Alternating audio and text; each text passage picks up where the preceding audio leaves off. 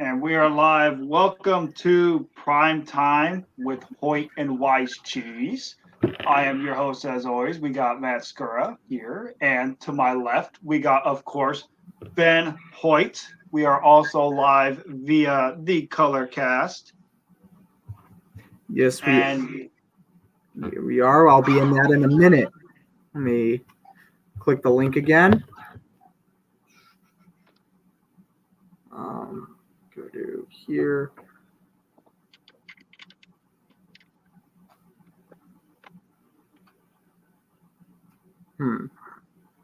It's weird. Here, I'll send a. No, I got it. All right, bet.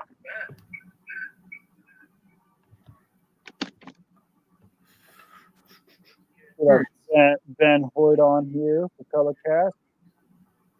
Yep, we are live for the Saints and the Buccaneers game. And by the way, I got to do something first before we get started. We got to pay the bills. Shop at teespring.com/store/unwrapped. That is our official shop. By the way, Christmas is coming up, so get your gifts. VIP program at patreon.com/unwrappedsports. That's our Patreon. Make sure to donate. Gamble at www.mybookie.ag. Code USM100 for 100% sign-up bonus. For all my gamblers out there, use MyBookie. And rxhemp.com, code rxhemp-USM for 10% off your order. That is a pain cream. So if you're hurting like the Baltimore Ravens, failing the 2-point conversion against Matt Skura's Green Bay Packers, you may want to get yourself some of the hemp cream. And by the way, it is hemp cream. That is why it's called RX Hemp. So we have a great show tonight. We have the New Orleans Saints against the Tampa Bay Buccaneers. Now, me as an Eagles fan, and we'll get more into that with Eagles Look In, this is an important game, Sunday Night Football, that we need to get in the favor of the Buccaneers. Reason being that the Saints are 6-7. The Eagles are also 6-7, but have a tiebreaker with the Saints. If the Saints win, not great. The Eagles need to beat Washington. But if the Saints lose, they could be out of the picture for good. We definitely like the sound of that. With that being said, before the game kicks off, let's get into our picks for tonight. Ben, we kind of hear what your side of things, but just to repeat one more time, who do you got tonight? Who do I got tonight? I have the Tampa Bay Buccaneers over the New Orleans Saints. I have them by a score of 31-14. Ooh, that's a good score. I as well have the Tampa Bay Buccaneers. I think they're going to win 24-10. I think it's going to be a slightly low-scoring affair, but I got Tom Brady. I think he's going to get revenge on the Saints, and I think he's going to take care of business. All right, so the Saints are on the field first. It'll be 1st and 10 for New Orleans from their 25-yard line. Taysom Hill, the mobile quarterback, in for New Orleans. One man in the backfield, that's Kamara. Taysom Hill finds a man, gain of about 8. And this is kind of a drive right here. If you're the New Orleans Saints, you need to set the tone in this drive. You have to find a way to score points and score early, because the last thing you want is if when you're versing Tom Brady and you fall behind early in the game. That's not going to work for the Saints. They need to find a way to get points, get opportunities, and even in a way, get some takeaways. Alvin Kamara past the 40 to the 42-yard line. That's a 1st and 10 New Orleans. Great rush from Alvin Kamara with 14-16 remaining to go in the first. By the way, for our folks in Colorcast, I want to see your picks for tonight in the comments. We'll be reacting to your comments. You can also put your picks here on StreamYard, and we'll react to those as well. We want to engage with you, the fans, tonight, so make sure to do that. 13:53 left to go. Taysom Hill under pressure, and he just throws it away.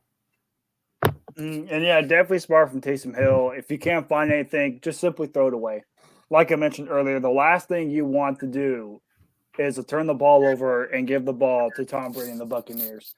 And I honestly would not be shocked here if they just do a simple handoff to Kamara on this next play, just to see what you can do and set yourself up for a third down. All right, so we're taking a look at the Buccaneers defense. A lot of experience on that defense. I saw Ndamukong Suh in there. Surprised he's still in the league. They handed off, looks like, to Ingram, who's back on the Saints. It'll be third down after a short gain. Levante David on the tackle.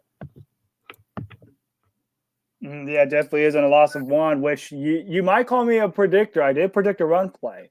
I did not think of it as a loss of one, but I did call it being a run play. Jason Pierre-Paul helping out with that tackle. So it'll be third down and 11 for New Orleans. You could see a Taysom Hill scramble here if he doesn't find anything. Absolutely. This is definitely a play right here to where Taysom is going to look for the pass, and if worst case scenario, you're probably just going to see him scramble. And the Saints are going to call timeout as the play clock almost expires. That'll be their first timeout of the game with 13:03 left to go in the first quarter. All right, so we got segments. We got segments all through our commercial break, except they're not going to commercial, which is a little unorthodox, but we'll do it.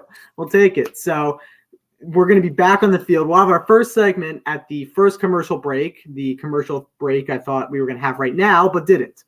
All right, so it's 3rd and 11 for Taysom Hill and the New Orleans offense.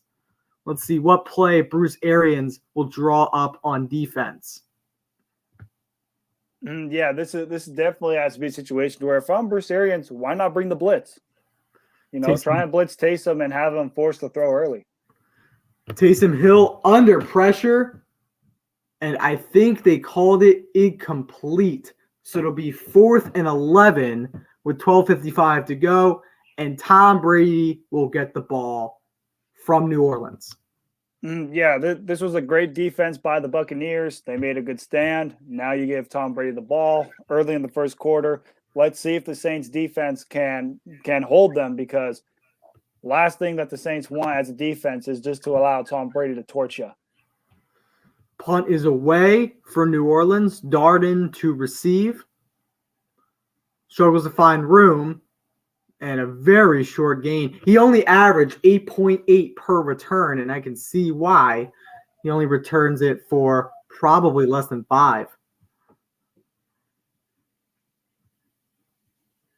He definitely does a short return. And while we head to a commercial break, let's get a look in. Ben, we all know, big Eagles fan here. Let's get the live Eagles look in. So they were supposed to play on Sunday. Yes. Ben was supposed to be at the game today. Yes. But as many of you guys may know, the game got rescheduled to Tuesday, and it'll be a Tuesday at, I believe, 6 p.m. Eastern? 7 o'clock Eastern for me. 7 o'clock Eastern. Maybe Ben might go. Maybe it's a toss-up, but, we'll have to wait and see. I mean, you look at the Eagles, they're 6-7. They're right there in the playoff picture. How are we feeling going into Tuesday's game against a divisional rival in the Washington football team? Again, I've used this term the last 3 weeks, but I'm going to continue to use it. What term will that be? Ooh, what term will that be? What, like takeaways? Cautiously optimistic. I used it last week, and I'm going to use it this week. I am cautiously optimistic about the Eagles. First things first, Saints got to lose. I would love if the Saints lose. 49ers, we can't catch them because they won today. They're 8-6. They have a tiebreaker over us. They're going to get a wild card spot ahead of us. So, sucks for that. But if the Saints lose here today, we mainly have to focus on Minnesota. Do I trust them? No. Or the Washington football team. Do I trust them? Little more than the Vikings. But we play Washington twice. So if we win at the Link, which hopefully we should, I don't know if Heineke's coming off COVID IR. Is he coming off on Tuesday? I still think that's still up in the air. I think we'll probably have our decision by Monday. tomorrow just to see. Hopefully he's clear to go, because I think that would be Washington's only best chance to win, would be if he's off that list. And if he isn't, then if you're the Eagles, you better win, because if you lose to Kyle Allen at the link, boy, would that be bad. Yeah, so Kyle Allen, I even forgot the guy's name. He's so bad. So we win Tuesday at Washington. Then we host New York Sunday, still favorable. And we're back at the game. We'll get to that in a minute. Then we play Washington on the road, and the Saints just intercepted it. While I was talking, the Saints just intercepted Brady on the first play of the drive while on my Eagles looking. What a rude interruption by the New Orleans defense. And then you also have to look at, besides me interrupting your Eagles looking, that's a huge takeaway by the Saints. Yeah. I mean, you talk about needing to set a tone in this game. This is a game to where that turnover, if the Saints can cash it in, is going to be very huge for this team. Yeah, absolutely. And they get good field position too. But back to the Eagles looking for just another minute. So we go to New York, we play Washington on the road, and then we're home to Dallas, which is a tough game. But I believe Dallas clinched the division title today. No, they haven't. They have not. Okay. They haven't. They haven't clinched the division because the Eagles haven't lost yet. Oh, yeah. Okay. If the Eagles lose on Tuesday, then they will clinch the division. But for right now, I think it's one of those they might have clinched a playoff berth, but I still think, like, for the division, it's still up in the air, because technically, mathematically, the Eagles can still win the NFC East. It's going to be tough, but there's still a chance. And they did not rule it an interception. They actually ruined it, got it incomplete. Yeah, so it's 3rd and 5 for Brady and the Buccaneers, but Dallas will be with probably sit their starters because they'll be in the playoffs by that time. So favorable schedule for the Eagles. They need to capitalize as they throw it to Fournette for a first down. 11:53 left to go in the first quarter. Definitely for certain. It looks like we have Michael here on the color cast saying it's prime time, and we do have a slight echo on the color cast. Ben, I think it's coming through on your end for the color cast echo. Let me go get some headphones. Okay, yeah, not a problem. All right, so I will take control for a hot second here. We have a nice completion there for the Buccaneers for a gain of 7 yards. It is 2nd down and 3 for the Tampa Bay Buccaneers. And this is one of those to where they definitely dodged a bullet. I mean, you go from a possible pick to incomplete pass. Now you got 3rd and 5 here, down at your own 38-yard line. And I feel like it's a situation where if you're Tampa, if you're Brady, you just got to do what you got to do. Find a way to convert and just simply get the job done. It's that simple.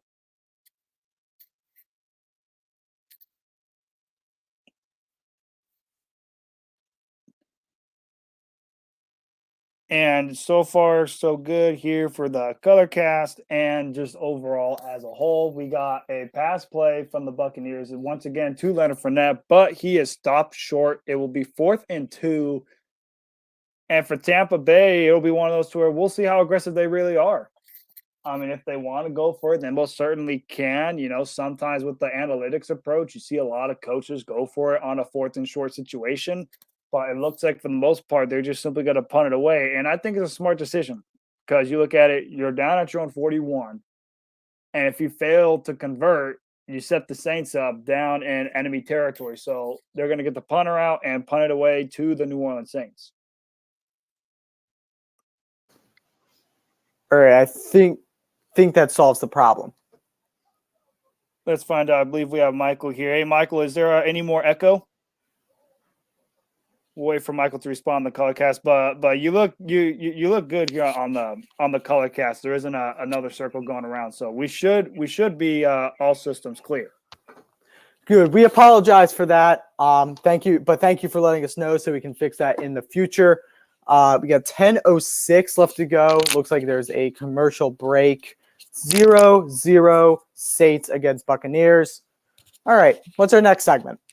Our next segment, since we did the Philadelphia Eagles look in, let's now do my Green Bay Packers look in. And boy, what a statement win that was from the Green Bay Packers over the Baltimore Ravens. Yes, the Ravens were shorthanded. Yes, the Ravens did not have Lamar Jackson. Yes, we versed Lamar Huntley. But the Ravens are a damn good team.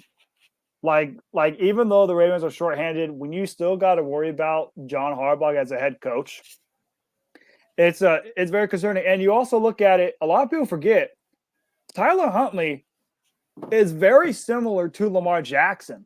I mean, you look at you could run the same game plan between those two QBs and be just fine. You know what I mean? Like you look at Tyler Huntley, you look at Lamar Jackson, they got the same scramble mobility. Lamar could probably pass better, but for the most part, they're almost identically the same quarterback. You know, except one's Lamar Jackson, who's won an MVP and one of the best QBs in the league, and the other one is a backup quarterback. And I just look at it from the Green Bay Packers to get this win, traveling on the road to a very hostile environment in Baltimore, getting this win, clinching the NFC North for the third consecutive year, being 11-3. It's so far has been very well for the Green Bay Packers. Then you look at what happened throughout the rest of the NFL, which we will definitely discuss in one of the commercial breaks or even halftime. The Detroit Lions pulling off the upset over the Arizona Cardinals. That is huge for the Green Bay Packers because now, in a way, you don't have to worry about Arizona trying to get that number 1 seed from you. The only team you really have to worry about is this team that's playing right now, the Tampa Bay Buccaneers. That's honestly your only concern, you know, for who's trying to challenge you for that number 1 seed. So I look at it just quickly. It's a big win. They advanced to 11-3. They still have a strong case for the number 1 seed. You got the Cleveland Browns on Christmas Day this upcoming Saturday. And then you got 2 division rivals to close out the season. Hopefully Green Bay takes care of business those games, but overall, great win, and we have set ourselves up for success to trying to achieve that number 1 seed. Absolutely. So we got a first down, New Orleans. Taysom Hill threw an absolute dot to Traquan Smith. First down and 10, New Orleans, in front of a packed Raymond James Stadium. 9:47 left to go. Actually, no, 2nd and 1. They did not call it a first down. They tossed it to Alvin Kamara, who will then achieve the first down, past the 30, all the way up to about the 32 or 33. Absolutely, and that's a big play right there for the Saints. You just got to slowly but surely, move the ball up the field. You know, you're down at your own 32, and I want to see also how they're going to get Alvin Kamara involved.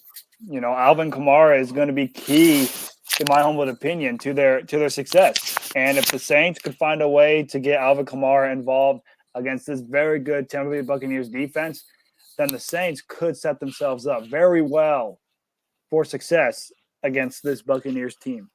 Alvin Kamara has nowhere to go. Devin White on the tackle for the Tampa Bay Buccaneers. 8:50 left to go. 2nd down and long for New Orleans. 2nd and 13. Not a good look at all for New Orleans. That definitely is not. But the one thing you could take away from this is I like how they're trying to get him involved, trying to feed him the ball. And, hopefully if you carry it so often, you get one big play that's able to burst through, and then you could improve your drive. Throw completed to Alvin Kamara for a good chunk of the yards they lost. 8:10 left to go in the first quarter. They lined Kamara up at receiver and just ran a simple curl route there. Very, very good play for Taysom Hill and the New Orleans Saints. It'll be 3rd down and 6, 7:55 left to go. And then we got Jimmy here in the comment section saying that him and I are very close in the fantasy football playoff picture, which is very accurate. I mean, Jimmy, he had a lot of great guys. He had Mark Andrews, who, for those of you guys who do not know, torched the Packers defense. He got 2 touchdowns, got over 100 yards, gave Jimmy about 30 or so points. But it's going to be very close. It's going to be a very close contest to see who wins in the fantasy playoffs. But, shout out Jimmy to being in the comment section. And, yeah, we'll read off comments on the Unwrapped Sports Network YouTube, on Colorcast, on Facebook. Anywhere we'll be able to read some of your comments. Yeah. And while you were going into your fantasy matchup, a 40-yard bomb from Taysom Hill to Marquez Callaway. The Saints are near the red zone and now officially in the red zone with a good run by Alvin Kamara. 6:52 left to go. It'll be second down and about 4. Mm-hmm. And yeah, that's the big play that the Saints needed. That perfect throw that Taysom Hill threw to Marquez Callaway. That's something that you really need. And now, if you're the Saints, you have to capitalize on this drive and get a touchdown. If you settle for a field goal, I think you'll be okay. But this is a drive to where you move it down the field. This is almost in a situation to where you need to get a touchdown and kind of in a way, nothing less. And the Saints are going to lose yards on that play. They hand it off to Ingram, and he goes absolutely nowhere. He's going to lose yardage. -2 on the play. It'll be third down and 7.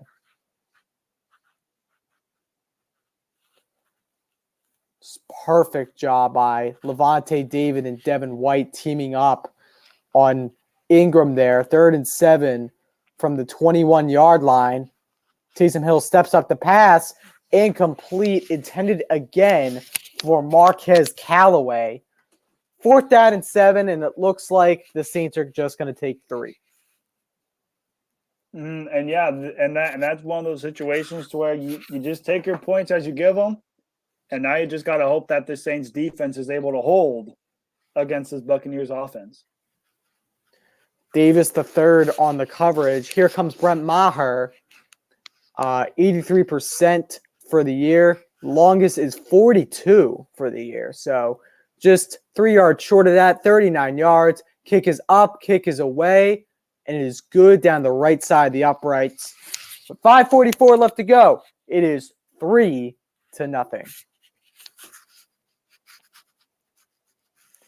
All right. So we are at another commercial break. I'll leave it up to Wise Cheese, because he's so wise, what to do for this commercial. Absolutely. And for this commercial break, while my connection needs to get better here for the StreamYard, during this commercial break and we are back, we are going to do overreactions for week 15. And boy, do I got some overreactions for you. I got one. I think it's gonna be very, very interesting when I say this, Ben. I think the Arizona Cardinals are a one and done playoff team. Mm-hmm. I think this is a situation to where the Cardinals, the way how they played against Detroit was very concerning. Very, very concerning. How you lose to Detroit like that. It was bad. I'm not sold on the Cardinals. They had a bad loss to the Rams. And now you have another bad loss to the Detroit Lions, and that's just not the way to go. And I think they're going to be a one team. Another team, another overreaction that I'm going to throw in. It may be hard to say an overreaction is the Baltimore Ravens will miss the playoffs. It's a hard overreaction, but they got a tough schedule ahead, and we'll see. We'll see what Lamar Jackson's health status is, but I mean, overreactions, I got 2 of them. I got the Cardinals will be one and done in the playoffs, and the Baltimore Ravens will miss the playoffs. What kind of overreactions you got, Ben? All right. So first, I would like to say that I was right with one of my overreactions. Urban Meyer got fired before the season's end. You were indeed on that one. So, all right. So right now, 1 for 1 on the year for long-term overreactions. I'll go another long-term overreaction.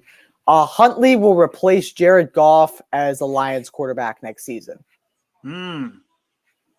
I like this move. I believe he is a good, young, mobile quarterback. He performed very well against a really tough Packers defense.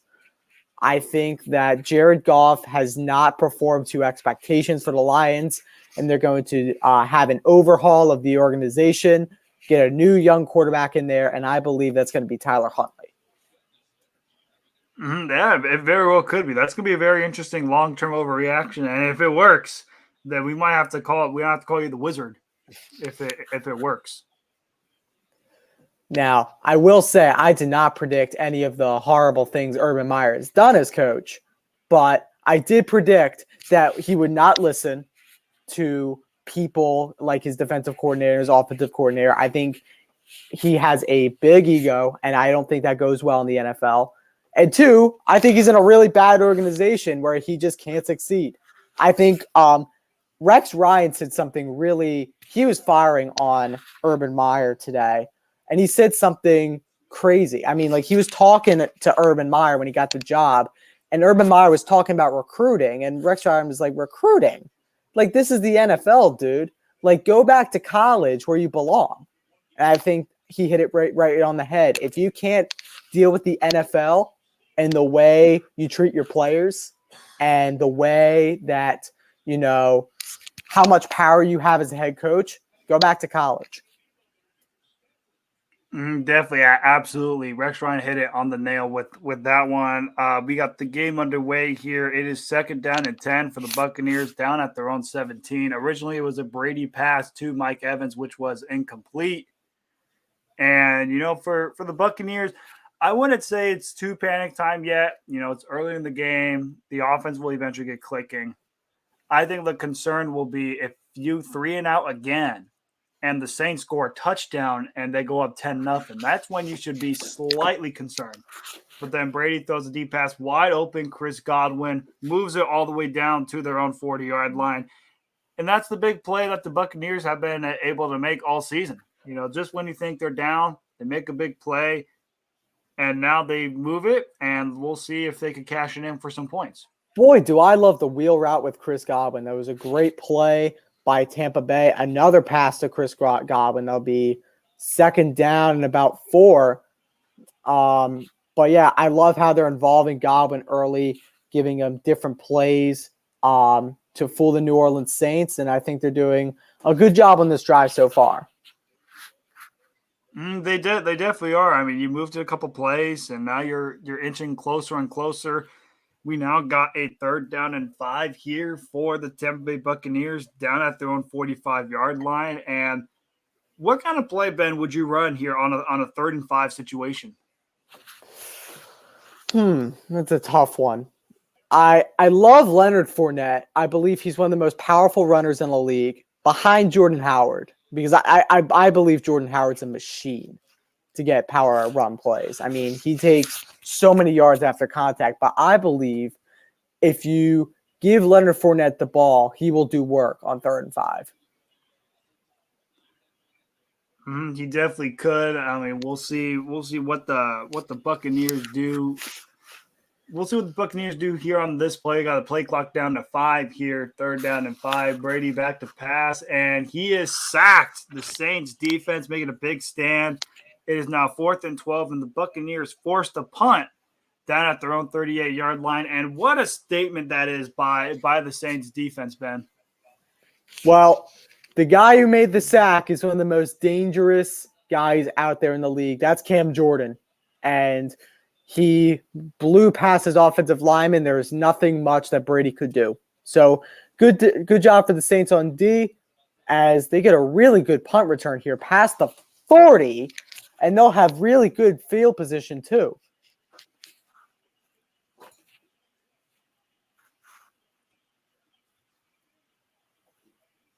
Absolutely.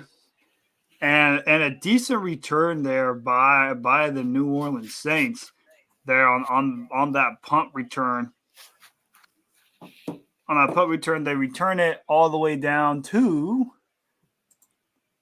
they return it down to their own, probably about the New Orleans, maybe about the 43-yard line. So they're set up pretty well. You're close to midfield, and we'll see if the Saints could get the drive in, and we'll see what what happens from here. And while we are on commercial break, let's discuss some fantasy football updates. Ben, the playoffs are upon us for the fantasy football season. How are we looking for any playoff pictures? Well, the first playoff picture is something called a bye week. I love the bye week because it means I can do nothing. The second one, I'm in the toilet trophy thing. So, and I believe, let me take a look and double check on Sleeper. If it exits me out of ColorCast, I'll rejoin. I am going to win that game over Jolin. So I'll win that game because I have Russell Wilson left and Van Jefferson left. Austin Hooper, but he's on the COVID list, so nothing I can do. He has Taylor Heineke, who right now has COVID, Emmanuel Sanders, who's out, and Terry McLaurin. So those are my two leagues. How are you doing? I'm doing pretty well. I'm doing pretty well in a couple leagues. In my own league, the Fantasy Ultimate Team, I came back from the dead. I was 4-6. I won 4 straight. Got that 5th seed. I'm right now beating the Unwrapped Sports Network boss, Mr. Perry Aston, 60.58 to 46. I got Nick Chubb left and Terry McLaurin left. I feel pretty good about that one. And in the Unwrapped Fantasy Redraft, like Jimmy mentioned here, it's a very close one right now. Right now, Jimmy's beating me 112 even to 93.60. Jimmy has Chris Godwin in there, and he currently has 3 catches for 35 yards. That's his only player left. Now, for me, I got Leonard Fournette, who's in action right now, got 4 catches for 13 yards. Hasn't even ran it yet, so I just hope that he's able to get some more rushing yards there. I then have Gerald Everett for Tuesday, Matthew Stafford for Tuesday, and I got Kirk Cousins tomorrow versus Chicago Bears. I feel pretty good about my chances, but Jimmy's 2 QBs haven't played, and they are Justin Fields and Jalen Hurts. So it's going to be it will be an interesting matchup, and we'll go down to the final day of Tuesday to see who will advance to the next round. My other leagues I'm doing pretty good in. I'm winning both of them. I got a bye week in the Patreon league. And shout out to Tyler Huntley because I am currently ahead 110.25 to 90.15. And I'm projected to win. I got Gritty Man, Justin Jefferson, and David Montgomery left. I feel like I am in good shape, especially because the guy only has Dalvin Cook left, Hunter Renfrow, and he currently has Rob Gronkowski who's playing right now. But I feel like my position is pretty well. I feel pretty set up for success there. I'm also winning in an ESPN Fantasy League, even close in the Yahoo Fantasy League, and I got a bye week. So overall, for fantasy-wise, it's going pretty good for me. Making the playoffs in 7 out of 9 fantasy leagues and winning in almost all of them. Not all, but I'm in pretty good position in a couple of them. That's good. 3rd down and 3 for New Orleans as we come back to Raymond James Stadium. They're about midfield. Taysom Hill driving the New Orleans Saints up the field, but we'll have to see. They're right at midfield, 3rd and 3. Taysom Hill fires, completes to Marquez Callaway, his favorite target tonight. That's a 1st down, New Orleans into Tampa Bay territory. Mm-hmm. And that's definitely huge for New Orleans. They're moving it down the field slowly but surely, and even in a way, chewing the clock. You get near the end of the first quarter. If you could find a way to cash in, even at the end of the first or beginning of the second quarter, if you could find a way to cash in for a touchdown, go up 9-0 or even 10-0, you're setting yourself up pretty well for success. Right at the 44, 43-yard line of Tampa Bay, Taysom Hill's going to keep it himself, tries to find the edge. He does, and gets a solid gain, but a flag is out. So we're going to hear from our referee for the first time tonight, and I believe this is John Hussey. Absolutely. And it'll be interesting to see what the call is. I would not be shocked if it were holding on the offense here. It is indeed holding on New Orleans.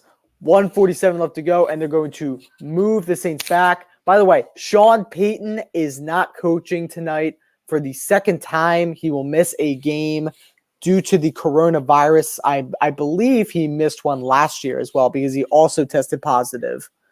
So this is the second time this has happened. 1st and 20 for the New Orleans Saints, 3-0. Now back in their own side of the field. Play action pass. Taysom Hill unloads and complete again right at the 20 to Marquez Callaway. He's having himself a night, and it's 1st and 10 from the 20-yard line of Tampa Bay. Absolutely. Definitely have yourself a day, Marquez Callaway. I mean, you look at the man already has 4 catches for 88 yards, and it hasn't even been a quarter yet, and he's already at almost 100 yards. So hopefully for those of you in fantasy football who have Marquez Callaway, hopefully you started him because so far he is setting you up for success. 52 seconds left to go in the quarter. 1st and 10 from the 20. Saints are knocking at the red zone door. No running back in the backfield. 5 men out wide. 2 to the left, 1 to the right. Throws again to Alvin Kamara. It is incomplete. Ball is in the air. Hit the ground just before a Buck could intercept it. And I feel like this will be one of those plays to where coming out, you got 2nd and 10. You got about 38 seconds left. I would honestly say just hand it off to Kamara and just end the quarter. You know, there's really no need to rush 2 plays. Just hand it off to Kamara, see what he does, go into the end of the 1st quarter, and then just think about what kind of play you're going to run on 3rd down.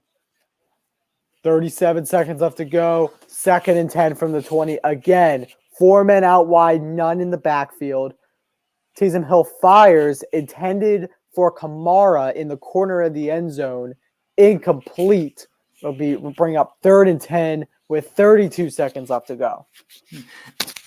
I'm very interested on why they took a shot at the end zone. I mean, the coverage was very good on defense, but I'm just looking at the call from the coach for the Saints.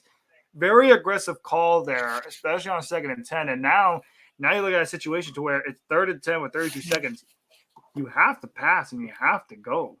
Like it's one of those, like if you complete the pass and it's inbounds, I think it'll be interesting to see what kind of approach they're going to go with. You know, start the 2nd quarter. Will you settle for a field goal and only be up 6-0? Or are you going to be aggressive and go for it on 4th down? The pass is complete to Traquan Smith, but he's 3 yards short. It'll bring up 4th down and 3 with 16 seconds left to go. And now I think they're going to wait till the end of the quarter. 4th and 2. They gave him an extra yard on the spot. So we'll see what they do. Tom Brady's getting ready to put on his helmet. But before that is the end of the quarter. 0-0. 3-0 at the end of 1. And while we were in commercial break for the end of the 1st quarter, Ben, let's discuss some of the games that went down in Week 15. One game that I would like to highlight, I'm pretty sure most of you guys saw it. If you didn't see it, we had ourselves an upset. The 1-11-1 Detroit Lions pulled off the biggest upset of the NFL season, upsetting the 10-3 Arizona Cardinals by a final score of 30-12. Ben, how bad of a loss is this for the Arizona Cardinals, knowing that you just lost to the Rams? And now the chance for the NFC West is wide open for the Los Angeles Rams. Bad, really bad. Because not only that, you could have snatched the 1 seed from the Green Bay Packers. I mean, completely honestly, you could have had such good position. Yeah, you could have had the NFC West. You could have had... They could have clinched a playoff picture if they won today. Correct. They could have clinched a playoff spot. But you had to go and lose to Detroit. Literally, I believe Arizona was like a 16-point favorite. And they lost. Lost on the road to Detroit. Unbelievable. I mean, a bunch of people must have been eliminated from their survival pool today. A bunch of people must have lost a lot of money, gambling-wise. And this just looks bad on Kyler Murray. It looks bad on Cliff Kingsbury. It looks bad on that whole Arizona squad, knowing that you have to wait another week to put yourself in the playoff picture. Mm-hmm. And it also does help the Cardinals because with this loss, Ben, it moves the Arizona Cardinals to the 4th seed. So now the Dallas Cowboys are the 3rd seed, and you're the 4th seed, and you might have to match up against the LA Rams. And you also have to look at for the Arizona Cardinals, and I will pull up their schedule in a hot second, but Week 17, Ben, they got to travel to Dallas to play the Dallas Cowboys. And then on Week 18, I believe you got to close it out against your division, against a division rival. I mean, it is a bad loss of immensible measures for the Arizona Cardinals. That loss is just unacceptable. Now, on the flip side of things for Detroit, would you even classify that as a good win? I mean, yes, it gives you momentum. You know, you get a nice win, you make a boost forward. But how will that affect you in the playoff picture? Now you look at, because Jacksonville is competing for that number 1 pick. And now that you got that win, you're 2-11-1, and Jacksonville's 2-12. Now you don't have the number 1 pick. Yeah. Now you're sitting at number 2. Now you might miss out on Thibodeau. Yeah, that's true. But I do like the showing of pride from the Detroit Lions. You know, we're not going to cave in to a terrible season. We're going to go try our best every single week. And you topped a really good team. By the way, back to the Cardinals. Even if you were the 2 seed, just imagine you were the 2. I mean, who would you be playing in the playoffs? You'd be playing either Washington, you could be playing the Vikings, or you could be playing the Philadelphia Eagles. That I would consider that a bye week. I mean, that's the easiest playoff thing you could get. And also, Ben, I just looked at the Cardinals schedule. Their final 3 games are very concerning. They got home against the Indianapolis Colts, who just had a statement win yesterday against the New England Patriots. You then got to travel on the road to Dallas, who's currently the 3rd seed. And then you got to play the Seattle Seahawks, who mathematically still have a shot at the playoffs. I mean, it is unreal how bad of a loss that is for the Arizona Cardinals. And the Cardinals made me look bad because I recently posted an episode on the MCS Real Sports podcast. I told my co-host Caleb Conant, I said that the Cardinals were going to win the division because they played the Detroit Lions. And that loss right there for the Cardinals is going to cost them the division. You can book it right here, December 19th, 2021. What the Arizona Cardinals just did just cost them the NFC West because people forget the LA Rams got the tiebreaker over the Cardinals because they just beat them last week. If the Rams beat the Seahawks on Tuesday, December 21st, you will see the Rams in 1st, and the Rams will either be the 3rd seed or the 4th seed, and the Cardinals would sit at the 5th seed and have no home playoff game. And then you'd have to travel on the road to either SoFi Stadium or AT&T Stadium. And I'm pretty sure if you're the Arizona Cardinals, you do not want to travel on the road. You want to have a for sure home game in January in Arizona. And I personally believe they blew that opportunity with that loss to Detroit. I would not be making predictions after the MCS Real Sports podcast prediction. I mean, that was not Wise Cheese-esque right there, Matt. That was not a good prediction. Who would not? I mean, I did not expect Arizona to lose to the Detroit Lions. All right. I mean, you look at the Rams schedule. The Rams schedule the next 3 games. Let's see, week 16. I got to figure who they play week 16, but I know week 17 you got the Ravens, and then week 18 you got the 49ers. The Niners got your number there. And you know what? That is what I'm going to do. On hand, I am going to look up week 16 to see who the Los Angeles Rams play because Ben, I made a great case. I made a great case because the LA Rams, you want to know who they play week 16? The Minnesota Vikings at US Bank Stadium. And you know the Vikings are going to give everything they got because knowing that they played Stafford before and knowing that the playoff spot's online, they're going to give them a good run for their money. You then got to play the Baltimore Ravens. You know the Ravens are fighting for their playoff lives, and Lamar Jackson will probably be playing week 17.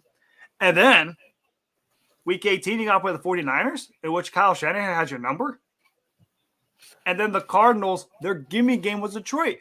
That was the gimme game. And I thought that was going to be the difference maker. But I was wrong. I make mistakes.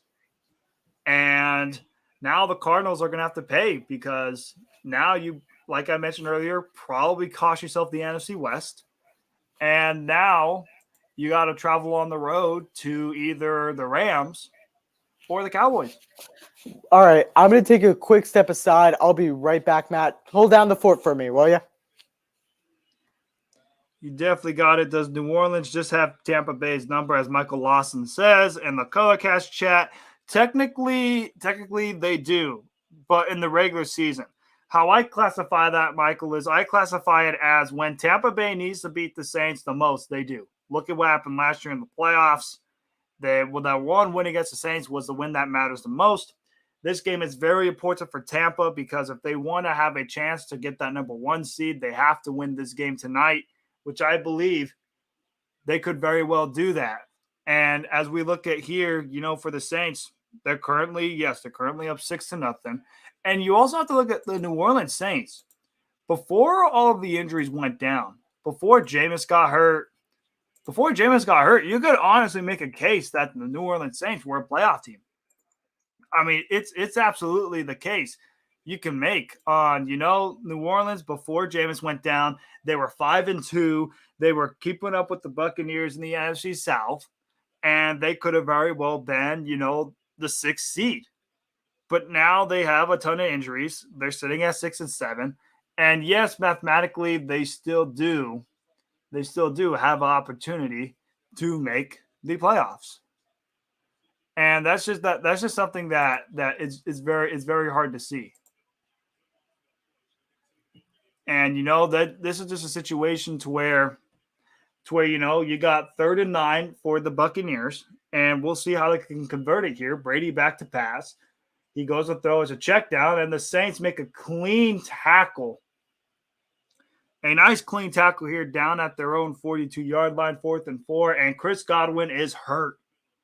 And he is down. I mean, you look at it, it was a nice clear tackle there by the Buccaneers. Excuse me, not the Buccaneers, the New Orleans Saints. And I will say Godwin landed very awkwardly on that play here. And if Godwin goes down, that'll be a huge loss for this Buccaneers offense. And as we do head to commercial break, another game that I would like to talk about that went down this week, which was very important here for the playoff picture that we currently see today. I believe it would be the San Francisco 49ers versus the Atlanta Falcons. And both teams were battling for a playoff spot.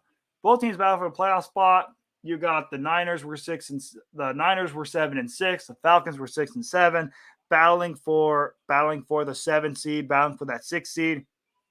And the 49ers just dominated. They dominated the Falcons 31-13. But the key takeaway you could say for this game, and I will credit Corey for saying this, who currently is in the Colorcast chat.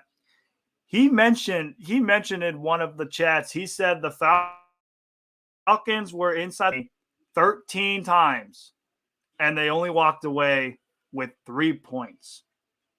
You can't win football games when you miss out on opportunities like that. And I'll clarify it just to make sure, just so I won't mess up his words. But he posted this. He said the Falcons have run 20 plays, 20 plays inside of the 49ers 20-yard line, and they have only 3 points to show for them. I mean, you talk about what separates a regular team, a good team, from a great team.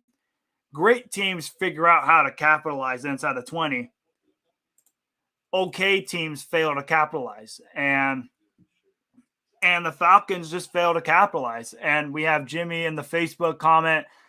I know you're mad, Jimmy, on Chris Godwin going down. I mean, that's got to be tough for your fans of the team. But for those of you guys who don't know, Jimmy is also a big Packers fan, and I want to get his perspective. Jimmy, you heard my perspective on the Packers' big win over the Baltimore Ravens. I want to hear what you think. The Packers clinched the NFC North again for the 3rd consecutive year. They're 11-3, have a good chance for the 1 seed. How are we feeling? And while we wait for his comment, I'll follow up with what I was saying about the 49ers Falcons game. The Niners showed that they are a legitimate playoff team. They're the 6th seed right now at 8-6. It's a dog fight in that NFC. And I think what we just saw that game, we clearly saw a team that was more confident and during the playoff picture, and we saw another team that just wasn't ready yet. The Falcons aren't ready to make the playoffs yet. And I will say, you have to give credit to Arthur Smith. I mean, when he first got there with the Falcons, they seemed dead in the water. They weren't going anywhere. They caught on this hot streak. And I think this is a game right there to where with that loss, it'll throw them out. I think they're not going to make the playoffs. I think it gets them out of the playoff picture. But the Atlanta Falcons are slowly but surely moving in the right direction. Once they find a way to move off of Matt Ryan's big contract, the Falcons could be a sleeper team in the playoffs in years to come. And with the Buccaneers punting it away, they set up the New Orleans Saints down inside their own 10-yard line. Taysom Hill back to hand it off to the Saints running back for no gain. And then we have Jimmy's reply here. He says, never count us out. I really like how the offense has pieced itself together and the defense is only getting stronger, feeling confident. And I 100% agree with you, Jimmy. This Packers team feels very different than in years past. In years past, when we had injuries, the team faltered. And even towards the end of the game, you could see, Green Bay's going to allow a score. We're probably going to lose the game. But it's different. And it started in week 3 when we had the game-winning drive against San Francisco. And through all the injuries, we found a way. We're 11-3. I'm looking forward to seeing what we do on Christmas Day. And I'm glad I got to see your perspective, Jimmy, because I feel that same way after that Packers win over the Baltimore Ravens. Ben, thank you for tuning in. It is 3rd down and 10 for the New Orleans Saints. They are down at their own 10-yard line here. And just overall as a whole, I was also talking about the 49ers Saints, not the 49ers Saints, the 49ers Falcons game on how the 49ers solidified themselves as a playoff team. And the Falcons, even though they miss the playoffs, they are looking better. Slowly but surely, they are improving as a team. I mean, so are the Eagles too. They're in that same situation where, lose, you die, win, you get to fight for another day. I will say for San Francisco, that was unfortunate that they won. I would have liked to see them at 7-7 because we could potentially catch up to that, or even if they lose enough games past that, but that's out the window now. They're going to get a wild card spot, and then it's all going to be down to New Orleans if they win. It'll be down to Washington, and it'll be down to Minnesota and Philly. That's crazy how, through week 15, we're now down to 3 teams. You got your Eagles, your Washington football team, who play each other twice in 3 weeks. And then the sleeping giant and the Minnesota Vikings. I mean, not to foreshadow everything or anything, but Eagles got in the playoffs just ahead of Minnesota a couple years back, and then because of that, created a great moment called the double doink. They most certainly did. When you had Nick Foles, you went 9-7. You just barely snuck in. Double doink happened. You almost beat the Saints too, but the ball went through Jeffrey's hands, and the rest was history. Yes, but it's all good. We don't have to talk about that. We're talking about the bright side. We're talking about how you created the double doink. Correct. Ethan Carboni, that created a not so pleasant memory for him, but it created a great memory for me. It gave you, like you said, cautiously optimistic. That's what that double doink gave you. It gave you cautious optimism that you might make another deep playoff run. Wasn't to be, unfortunately, but I will say, It's going to be a fight, just like pretty much every other year since the Super Bowl to get into the playoffs, except for last year where it was a complete train wreck. But again, Eagles have gotten better. We're back to where we're contending for a playoff spot.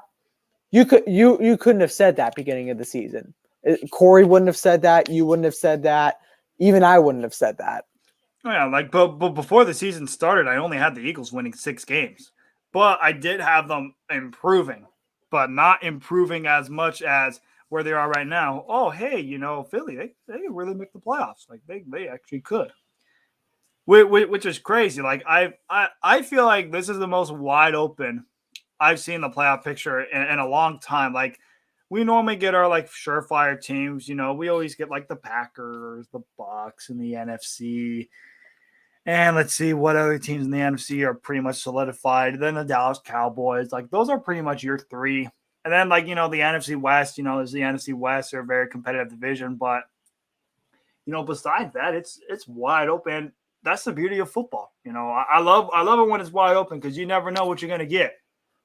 You know what I mean? Like you never know what kind of team you get. Like the Detroit Lions being the Arizona Cardinals. That's any given Sunday. You always have to play your best because one bad game can ruin everything for your team. Like I mentioned earlier, that one loss for the Cardinals they suffered today against the Lions, that one loss will cost them the division. If they don't win the NFC West, they're going to look at that game and just say, we blew it against the Lions. We had the division in our hands, and we blew it against Detroit. And now instead of having a home playoff game, now we got to travel on the road. It's even crazier is the amount of playoff matchup scenarios is through the roof. I mean, I have another podcast called the Liberty for 4 Philly podcast. And it's a Philly sports podcast. And we were going through playoff matchups for the Eagles. And it depends on every single game. We've had matchups where a lot of them were against this Tampa Bay Buccaneers team. We had some that are at Lambeau against the Green Bay Packers. And even with this loss against the Lions today, which, by the way, we also got wrong, so I'm not going to crap on you too much for that prediction. We could be facing the Arizona Cardinals at State Farm, which, by the way, if we do go to State Farm, that's Eagles territory. That's where retired Philadelphians go to stay. So what you're saying is after your future endeavors in your career, we're going to see you in Arizona? It's either Arizona or Florida. No, one of the two. No Texas? No, I don't like Dallas or any Texas thing. No. So you want to give Houston, San Antonio, or Austin a chance? No, absolutely not. Look, I would be perfectly happy going to in between the Miami Boca Raton area, just settling down and just living life. That would definitely be the dream. But back onto this game here, we got 2nd down and 10. The Buccaneers down in enemy territory, down at the Saints, 44-yard line. And Ben, what do the Buccaneers have to do to get back in this game? They're down 6-0, only down by a score.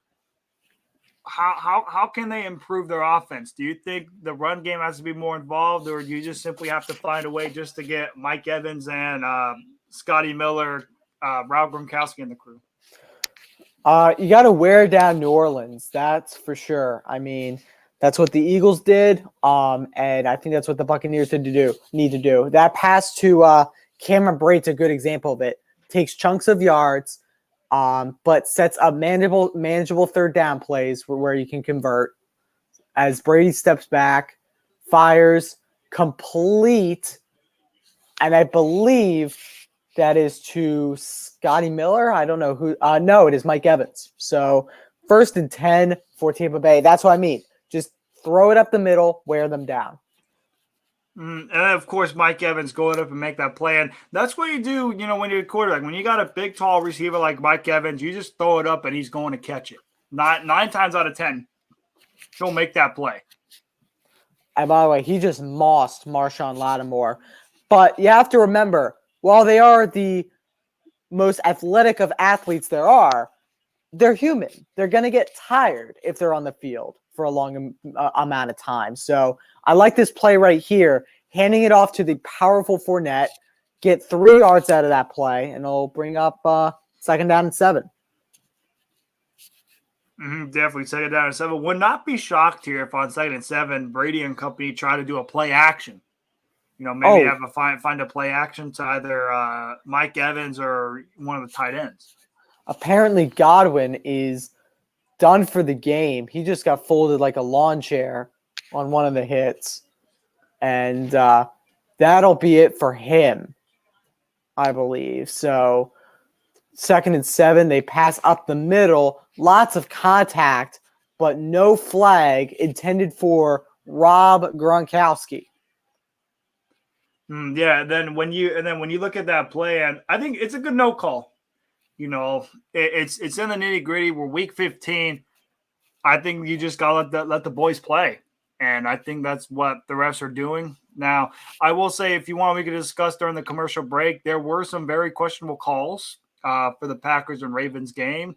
I think I'll definitely touch on that a little bit when we get to the next commercial break. But just overall, I like how they're just letting them play. And that's kind of what you got to do. It's late in the season. People are battling for a playoff spot. You got to let them get all nitty-gritty, see who wants it more. By the way, there goes that man again, Cameron Jordan, with another sack on Tom Brady. 4th down, and the Bucs are going to take 3. Yeah, and the Saints defense is keeping them in this game. I mean, I think the main takeaway so far in this first half, we still got about 7 minutes left, but you got to be impressed with this Saints defense. They're keeping Brady in check, and the old saying, even like Michael mentioned in the color cast chat, he says, "Does New Orleans just have Tampa Bay's number?" So far during this game, it looks like they might. They're up 6-0. Hopefully, soon to be 6-3, barring a suck-ups miss. I will say that it is no good wide left. Ryan Suckup fails to convert. It'll still be 6-0.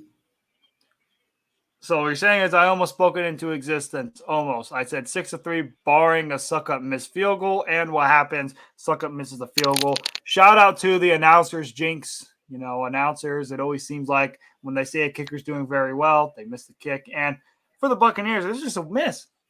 It's a missed opportunity. And maybe Michael's right. Maybe New Orleans just has Tom Brady's number or even Tampa Bay's number, but that's bad. And if you're the Saints on the flip side, you need a touchdown on this drive. You have to get a touchdown to put the game up 12-0, possibly go for 2, go up 14-0, or go extra point and go up 13-0. But like I mentioned during commercial break, during that Packers-Ravens game, there were some very questionable calls, Ben, during the game. Mm-hmm. I mean, we saw – I'm not sure if you saw, but we saw Rodgers get away with roughing the passer. Now, I may be a Packers fan. I'm a homer. But I call it but I call it like it is. I call it like I see it. And we got Logan here in the chat. Shout out Logan. Let's see if his comment loads on here for a hot second.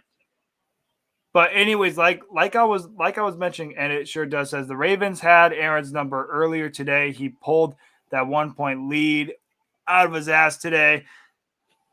You can make an argument for that. I feel like it was in the second half. The second half is what turned it around. And like I was about to mention, there were some bad calls, during that game.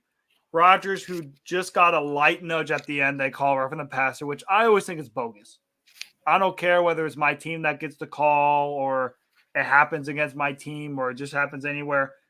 I hate when that happens because it ruins the game. It ruins a game because a team can capitalize on it. And then the Packers got away with another call. So I'm not sure if you noticed this, Ben. This was on the drive to where the Packers scored a touchdown to go up 28-17. It was 3rd and 5. The refs, instead of calling a holding play where it's a 5 yards automatic first down, they instead call pass interference, ball placed at the spot of the foul, automatic first down.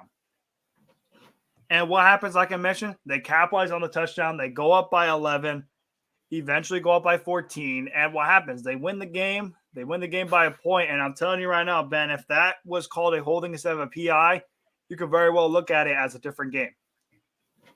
Absolutely. So for the refs, highlight of the season, clean it up. We can't have those bad calls in January come playoff time because that could really ruin a team's season. A bad call like that could change the outcome of the game, could change the flow of the game, and could change one team's fortune for another. Taysom Hill with a read option play to get 2nd and 1.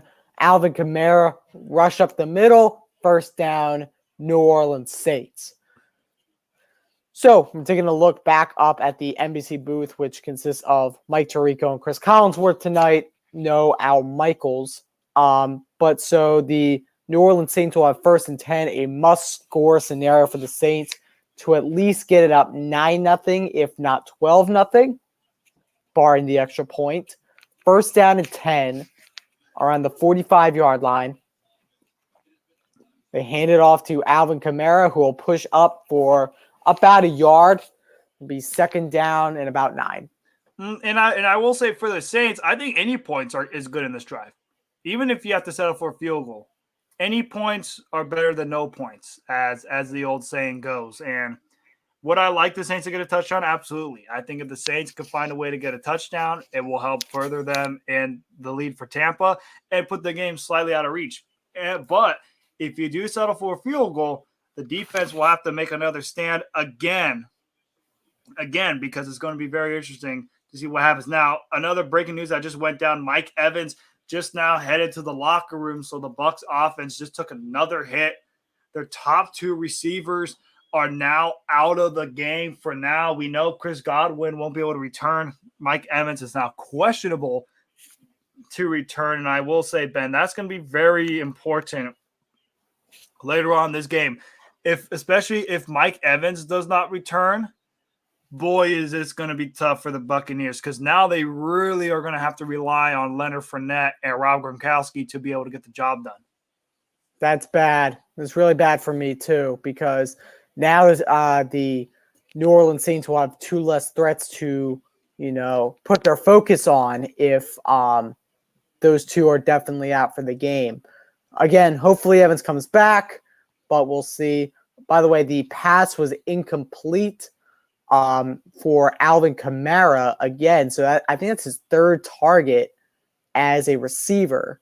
So incomplete. It'll be 4th down, and the Saints will punt it away. The Saints will punt away, and Ben, you're going to love this guy, Logan. He's a big Jets fan, but he has this to say. How about that Lame Boys game? Not the Cowboys. Calls them the Lame Boys. That was horrible to watch. The Giants defense did everything they could to stay in the game. And the QB number 2, I believe it was Mike Glennon. It was either Mike Glennon or Jake Fromm. Just gives them the ball right back. Logan, we will touch on that game during commercial break, which we are about to head on to. And in fact, let's even discuss it right now. Ben, I'm pretty sure you might have watched this, that ugly game. I mean, talk about dog water, as the famous Anthony Conover would say. That Cowboys-Giants game right there is classified as dog water. And to be quite honest, I don't think anything changes with both teams. You're still concerned with the Dallas Cowboys because for some odd reason they are always close against bad teams. And if they got to verse a team like Tampa Bay, or if they got to play a team like the Rams or the Green Bay Packers in the playoffs, I just don't see them having enough firepower. And then on the flip side of things for the New York Giants, they just continue to suck.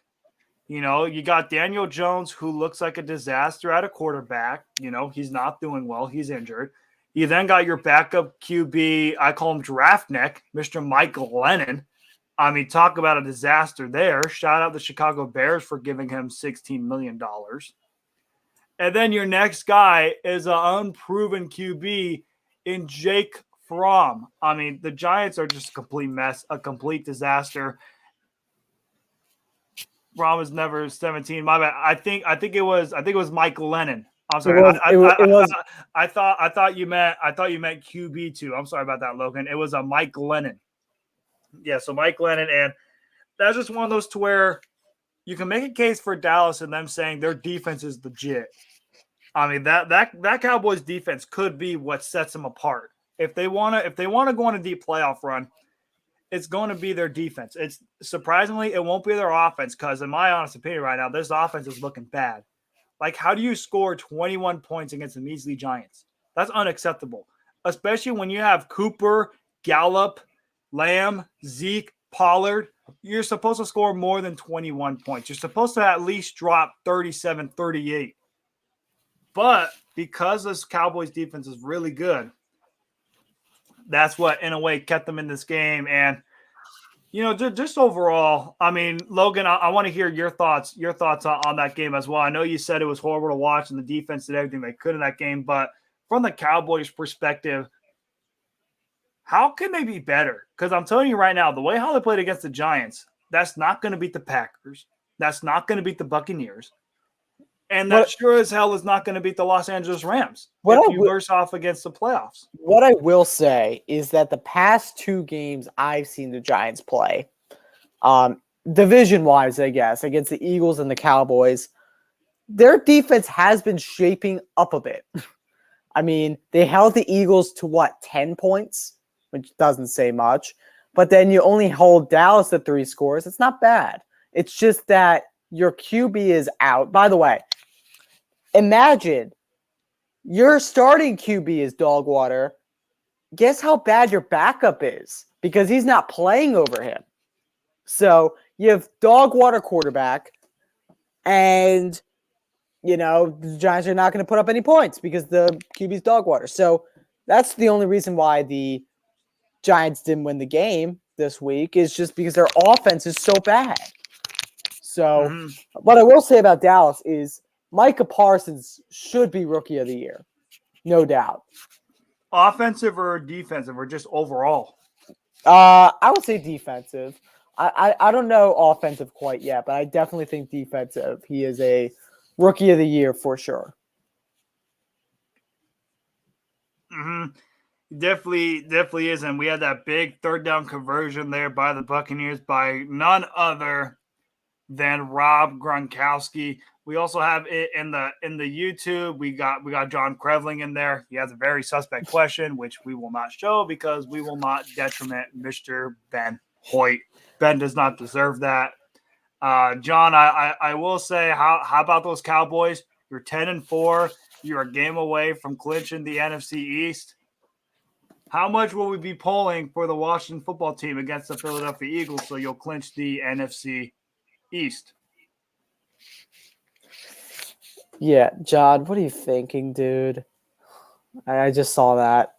Yeah, we're not going to show that because that's. Yeah, we are not going to disrespect Ben. He does not deserve that. Ben is a great character. Thank you. And this this we will show. How about them fucking Cowboys? That's right. How about them Cowboys? Don't care, John. Don't care. Look, they're going to win the division. That's fine. But otherwise, how about the Cowboys organization doing a Romo and losing first round again? Oh, that'd be classic. That would be the classic. To be completely honest, I put that on the screen. To be completely honest, he said he meant to say NFC East, not NFC West. He said, to be completely honest, I can't root for any other team in the NFC East. And then Logan even says they even had digs on both sides of the field. I feel that Dak needs to put his newly acquired contract money where his mouth is and actually lead his team. What are your thoughts on that, Ben?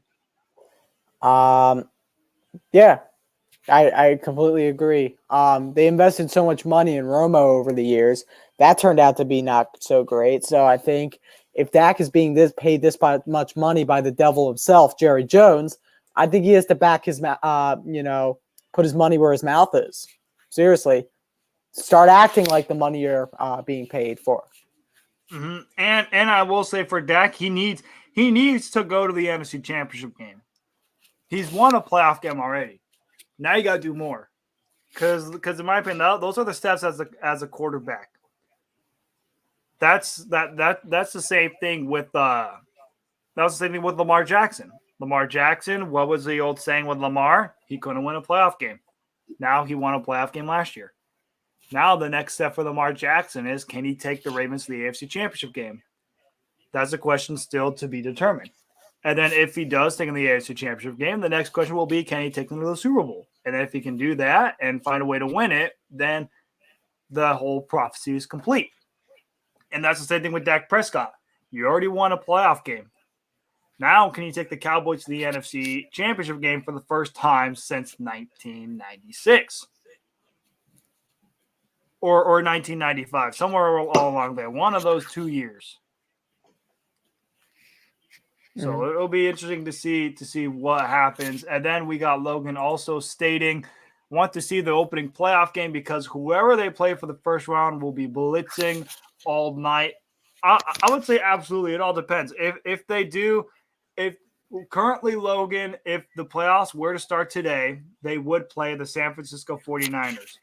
But if they fall to the 4th seed, they will either play the Los Angeles Rams or the Arizona Cardinals. So it'll be interesting to see what happens there. We got a first down and 10 for the Tampa Bay Buccaneers down at the New Orleans Saints 45-yard line. Got Brady in the back pocket showing the first down. And it was a nice pass to Scotty Miller. And it will definitely be, as the old saying goes, Miller time. Because you're going to see a lot of Scotty Miller, especially with Mike Evans out for the rest of the game and Chris Godwin. So expect to see a lot of Scotty Miller and expect to see a lot of Rob Gronkowski this game if you're the Buccaneers offense. Absolutely. 1:10 left to go. Second down. 6-0 New Orleans. There's actually was the field goal this quarter? The Saints field goal or the Saints field goal, I'm saying. Yes, it was. It was in the second quarter. So 3 points this quarter.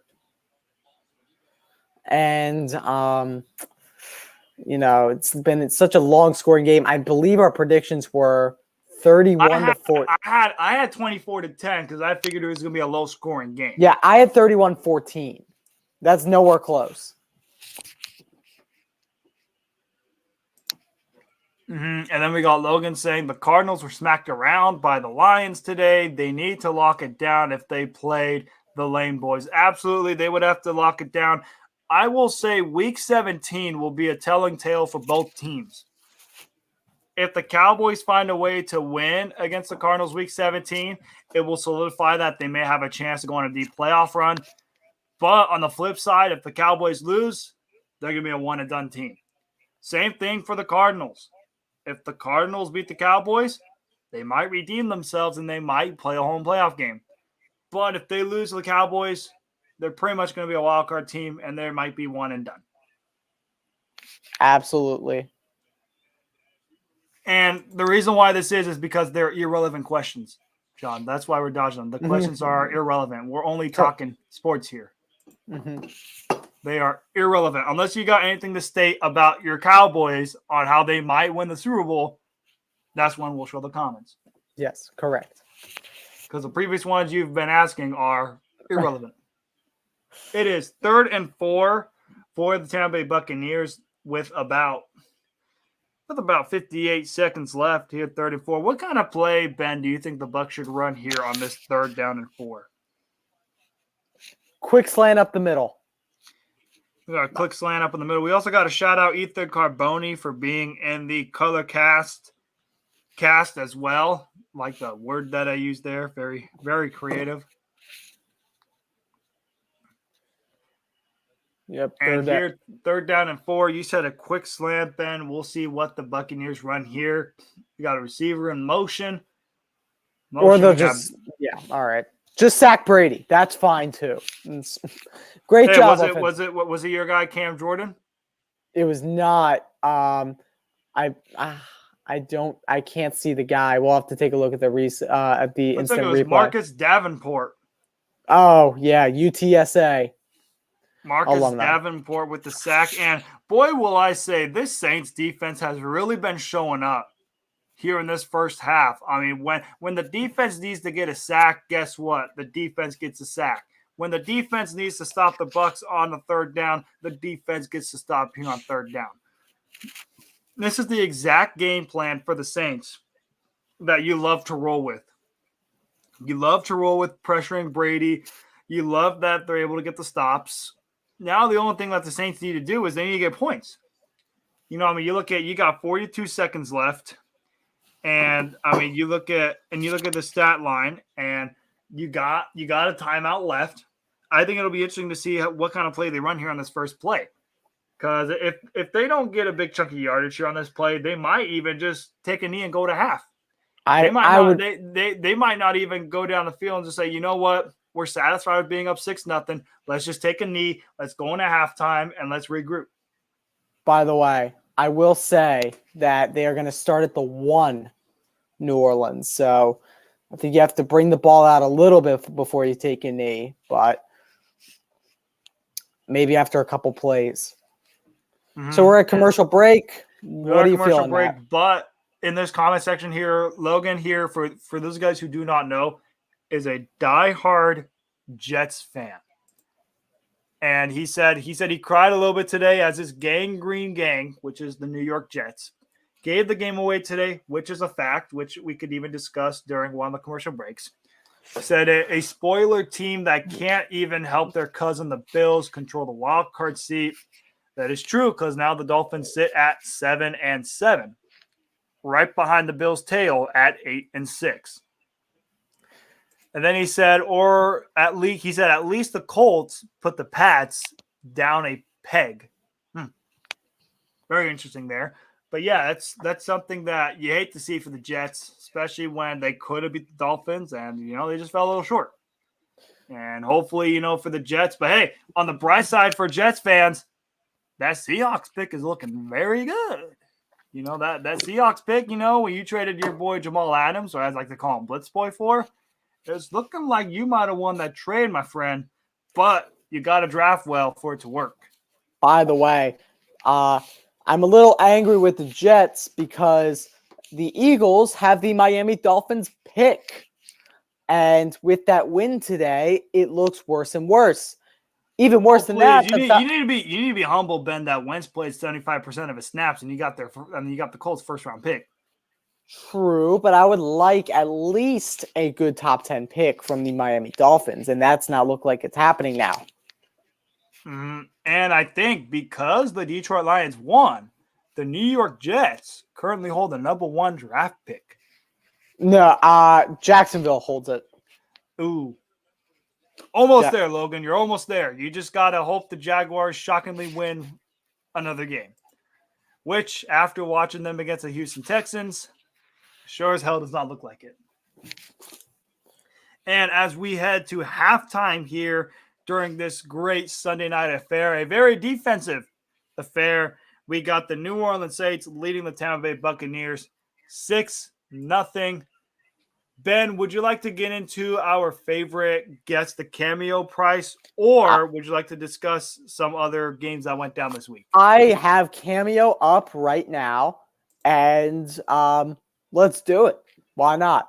All right. For this halftime show entertainment, we are going to do Guess the Cameo price. What category are we going with, Ben? We are going to go with random, because the reason I'm doing this is because it's the holiday season. And what peaks at holiday season? Cameos, because they're presents for your family. So we're going to go with the most featured cameos that I see, and we're going to guess the price. All right, I like the sound of that. I'm very intrigued to see what kind of magic rabbit you pull out of your hat with this cameo price.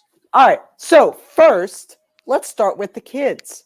You got to love the kids, right? You got to get the kids Christmas presents first, They get up in the morning, they get up, they are happy, they're excited, and a great Christmas present for them would be a cameo from Thomas the Tank Engine.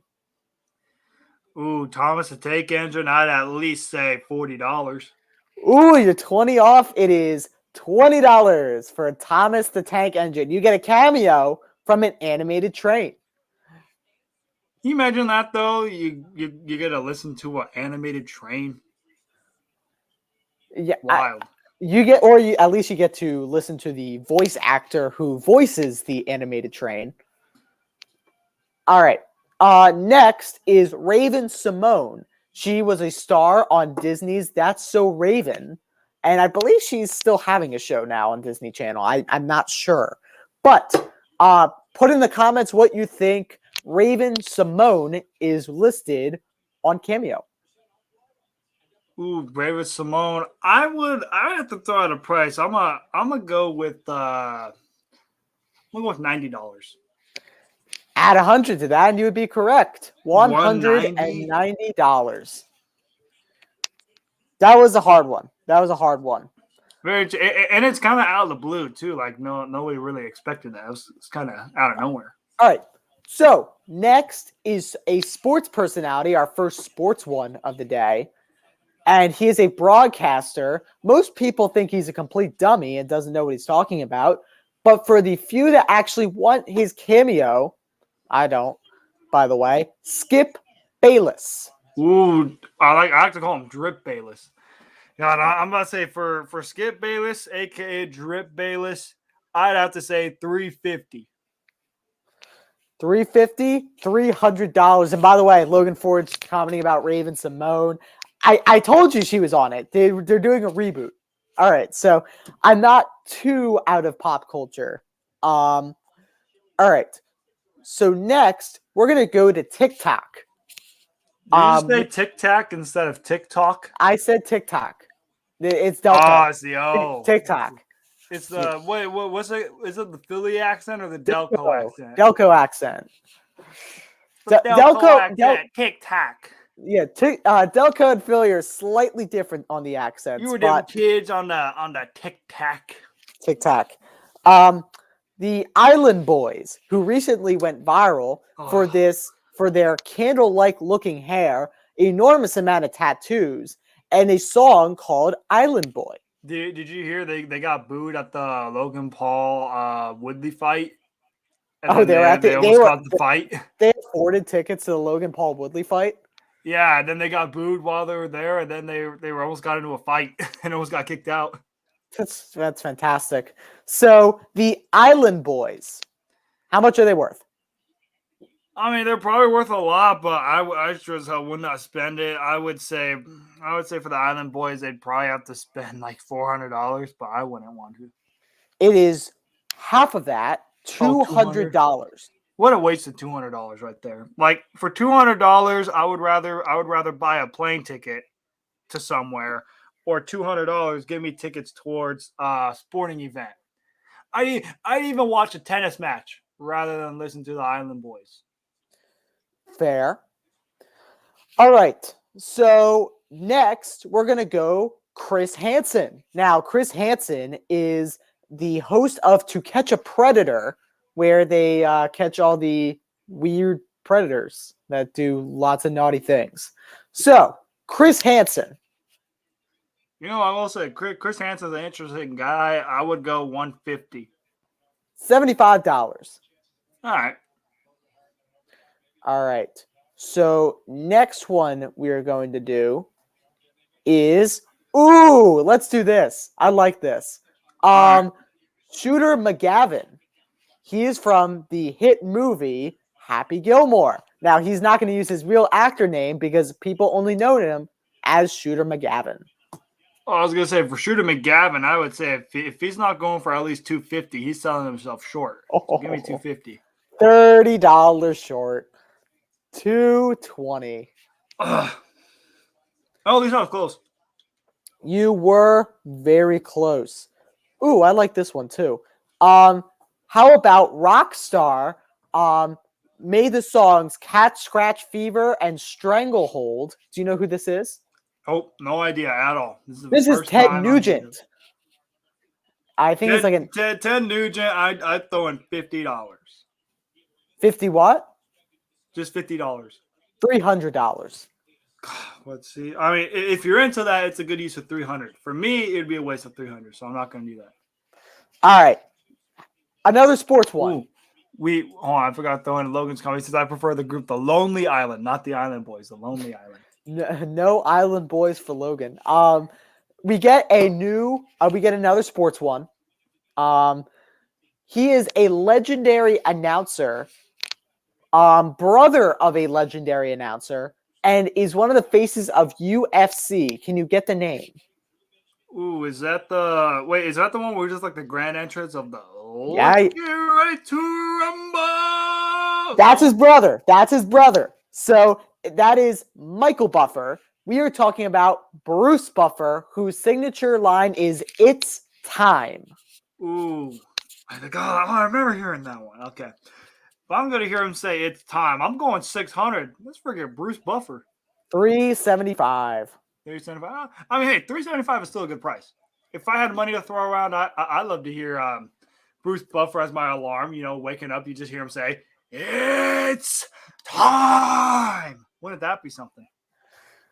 All right. In spirit of Aaron Rodgers catching this guy in franchise TD passes, let's do Brett Favre. Brett Favre, I would say 175. $400 for Mr. Favre. Yeah, it makes sense. $400. I don't even know why I sold him so short. Like 175. Come on, Matt. What are you doing? Yeah. 400 would be cool. I will say, if Aaron Rodgers didn't miss that throw for Alan Lazard and Devontae Adams, he would have broke that record. But I am glad to say that he will break the record at home at Lambeau Field on Christmas Day. A nice Christmas present for us Packers fans. Yeah, So absolutely. shout out to him tying the record, but breaking it at Lambeau Field. All right. We have some more. We have legendary baseball manager, not in Philadelphia, though. He was a kind of a bum back then. Terry Francona. Ooh, Terry Francona. I would say Terry Francona would probably be worth $220. You're still off. You're like $20 off. It's $200. Oh my god! But what's crazy is like Terry Francona had a pretty good track record when he was with Boston. I think he won 2 World Series with Boston, and then he took the Indians to the World Series, even though they blew a 3-1 lead. But he took them there, so like it's crazy. Like he had a good track record, just on Philly. All right, so couple more, and let's do the rest that are sports. I'm not going to do that one. How about Mia Hamm? Now, for those who don't know who Mia Hamm is, she is probably, she's one of the top, if not the best, U.S. women's soccer player of all time. Maybe behind Abby Wambach, and Carly Lloyd and Megan Rapinoe are catching up. Ooh, I'd have to say Mia Hamm, a nice, cool $70. $70? She's the greatest women's soccer player of all time. Don't you think that's a little low?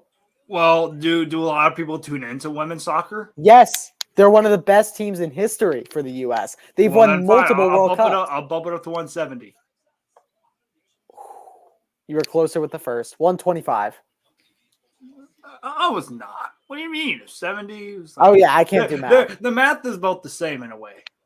All right. So now we're going to go to, if I can find him. Yes, I can find him. Bryce Harper, Philadelphia Phillies player.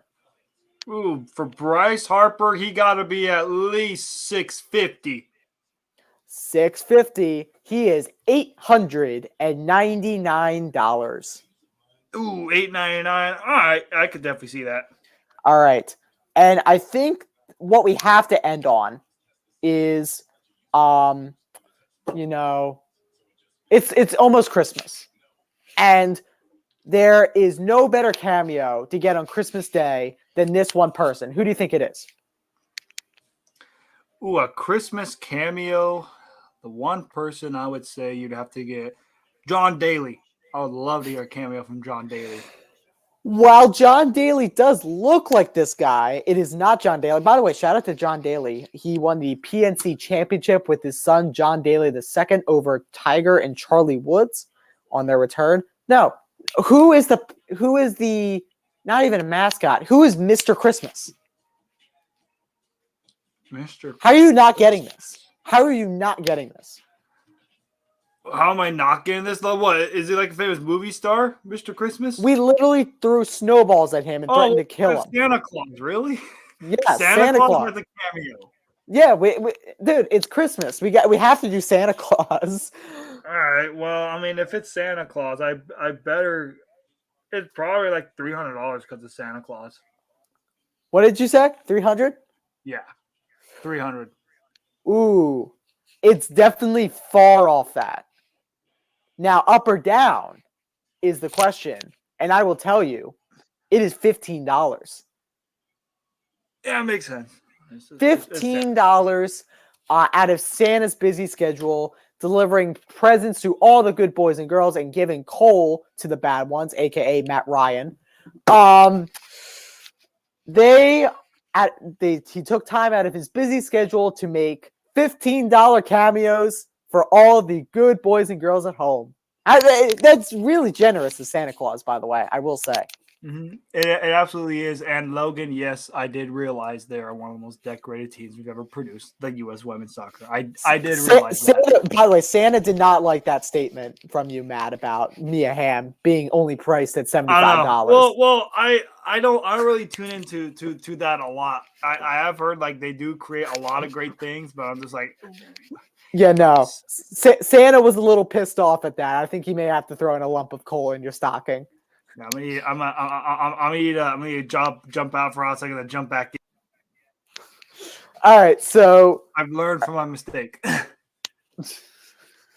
All right, so Matt has learned from his mistake, but Santa is still indeed pissed off at Matt. We'll have to see if he gets coal or not. Flag on the play as the Bucs return the kickoff. It looks like it's going to be holding on the Buccaneers with 14:52 left to go, and John Hussey will give the signal and back the Bucs up. Mm-hmm. With that being said, for those of you who are viewing on the Unright Sports Network YouTube channel, my Facebook channel, or Twitch as a whole, I am now sharing the screen to you for the second half of Sunday Night Football. Let's get it! All right, so it is 6-0 and a pitcher's duel. And the Buccaneers will have the ball first. Tom Brady lined up at the 9. 1st and 10. One in the backfield. That's Fournette. One to the left. Multiple to the right. They're going to hand off to Fournette. He gets a great gain. Gain of about 7 or 8. It'll be second down, and let's call it 3. Mm-hmm. Yeah, and we're going to need a lot of Leonard Fournette action because your boy in the unwrapped redraft is getting lucky right now because there was a report that came out that both Mike Evans and Chris Godwin are both out in this game. For those of you guys who do not know, early in the stream, Jimmy threw on the comments saying him and I were close in the fantasy football playoff picture, which we should certainly are. He has Chris Godwin. He is now ruled out of the game, but he does have Mr. Robert. No, he does not have Rob Gronkowski. Never mind. He has Chris Godwin. But his only last 2 players are Justin Fields and Jalen Hurts. By the way, you'll be happy to hear that a quick screen pass to Leonard Fournette will get the Bucs the first down. Yes, sir. Wide open. Past the 20 to about the 24-yard line. 1st and 10, Tampa Bay. Man, Leonard Fournette is such a powerful runner. He's actually at the 25, 7 receptions for 33 yards. Looks like a running play as there's only one receiver to the right side. It is. And a good gain of about 4 or 3 for Leonard Fournette. So second down, and let's call it 7. And what's crazy is for the Buccaneers this game, they're utilizing Leonard Fournette a lot during the passing game, which I'm very shocked about. I thought, Leonard Fournette was going to be their running back guy that they would use, and then you'd see a lot of Robert Jones and Rojo in the pass game. But it seems to me that Fournette seems to have pretty good hands, and he's running it very well. And I think the Bucs are just rolling with the hot hand. And right now, the hot hand is Lenny, playoff Leonard Fournette. Screen pass again to Leonard Fournette. That's a gain of 5. It'll be third down and about 2 or 3. That was not Leonard Fournette. That was Rojo. Don't get my hopes up like that. Oh, that's Rojo? Oh, it's Yeah, Rojo. that was Rojo. I know they're very similar. They both have 7, but one is number 7 and the other one is 27. Rojo was involved in a fantasy trade last year between Wise Cheese Matt Scora and Team Sons of Ben, also known as Ben Hoyt. He was in. We were both terrible last year. That was you're bad. still terrible this year, but I've bounced back. Brady goes deep, and it's incomplete. He's looking deep for his receiver. It is 4th down and 2. Hit as he threw. Just overshot him. 12-16 left to go. 3. It'll be 4th down for the Tampa Bay Buccaneers. Thought he had the receiver, but it was actually really good coverage for Marshawn Lattimore. And if you're the Buccaneers, do you go aggressive and go for it, or do you just punt it and just hope that your defense holds the Saints? Well, I'll tell you that the Tampa Bay Buccaneers have punted it away. It's a really short punt. They're going to try to return it, and he's tripped up right away, just past, I think, the 30. Yeah, the Saints are down at their own 32-yard line, and this is a situation to where Taysom Hill and company, they have to get a touchdown. Nothing less than a touchdown. Yeah, you could get a field goal in this drive, but you still keep it within a score or two. If you could find a way to get a touchdown here and either go up 12-0, 13-0, or 14-0, then you got a very good chance of success in this game, especially when this defense is getting pressure to Tom Brady. They've pressured the quarterback a lot. They've sacked Brady, Ben, 3 to 4 times? Correct. They've gotten 3 to 4 sacks this game. And, you also got to look at what's crazy about this game, Ben, is for the 3rd down stat line, the Saints are only 2 of 7, and the Buccaneers are 5 of 11. Yet the Saints are up 6-0. And you look at the stat line of this game, in my honest opinion, is very impressive because both these teams are very similar. The Saints have 159 total yards. Buccaneers have 146. Both teams haven't turned the ball over yet. Both teams have almost the same time of possession. The Bucs have 17-31. Saints are 15-21. The Bucs got 8 first downs. Saints got 7. Very similar. And even the total plays, like the Buccaneers, they've ran 39 plays. The Saints only 30. And you look at even like the yards per play. You got the Saints almost averaging 5. The Bucs almost averaging 4.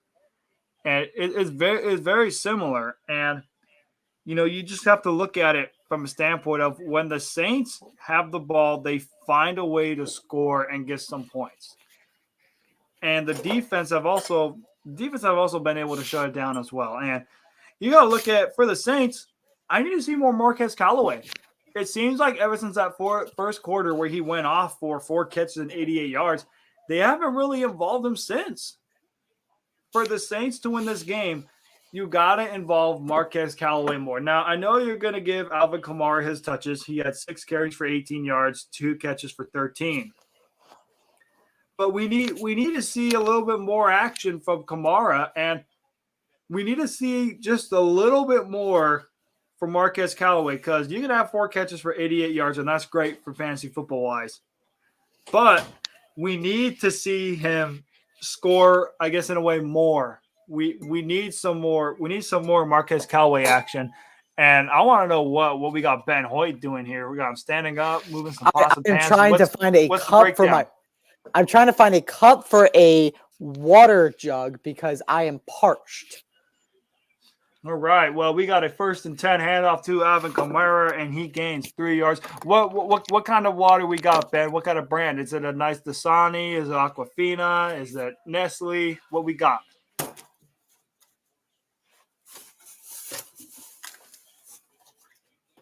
Oh, he's going incognito mode. He's going dark. He's not naming us any water brands, nothing.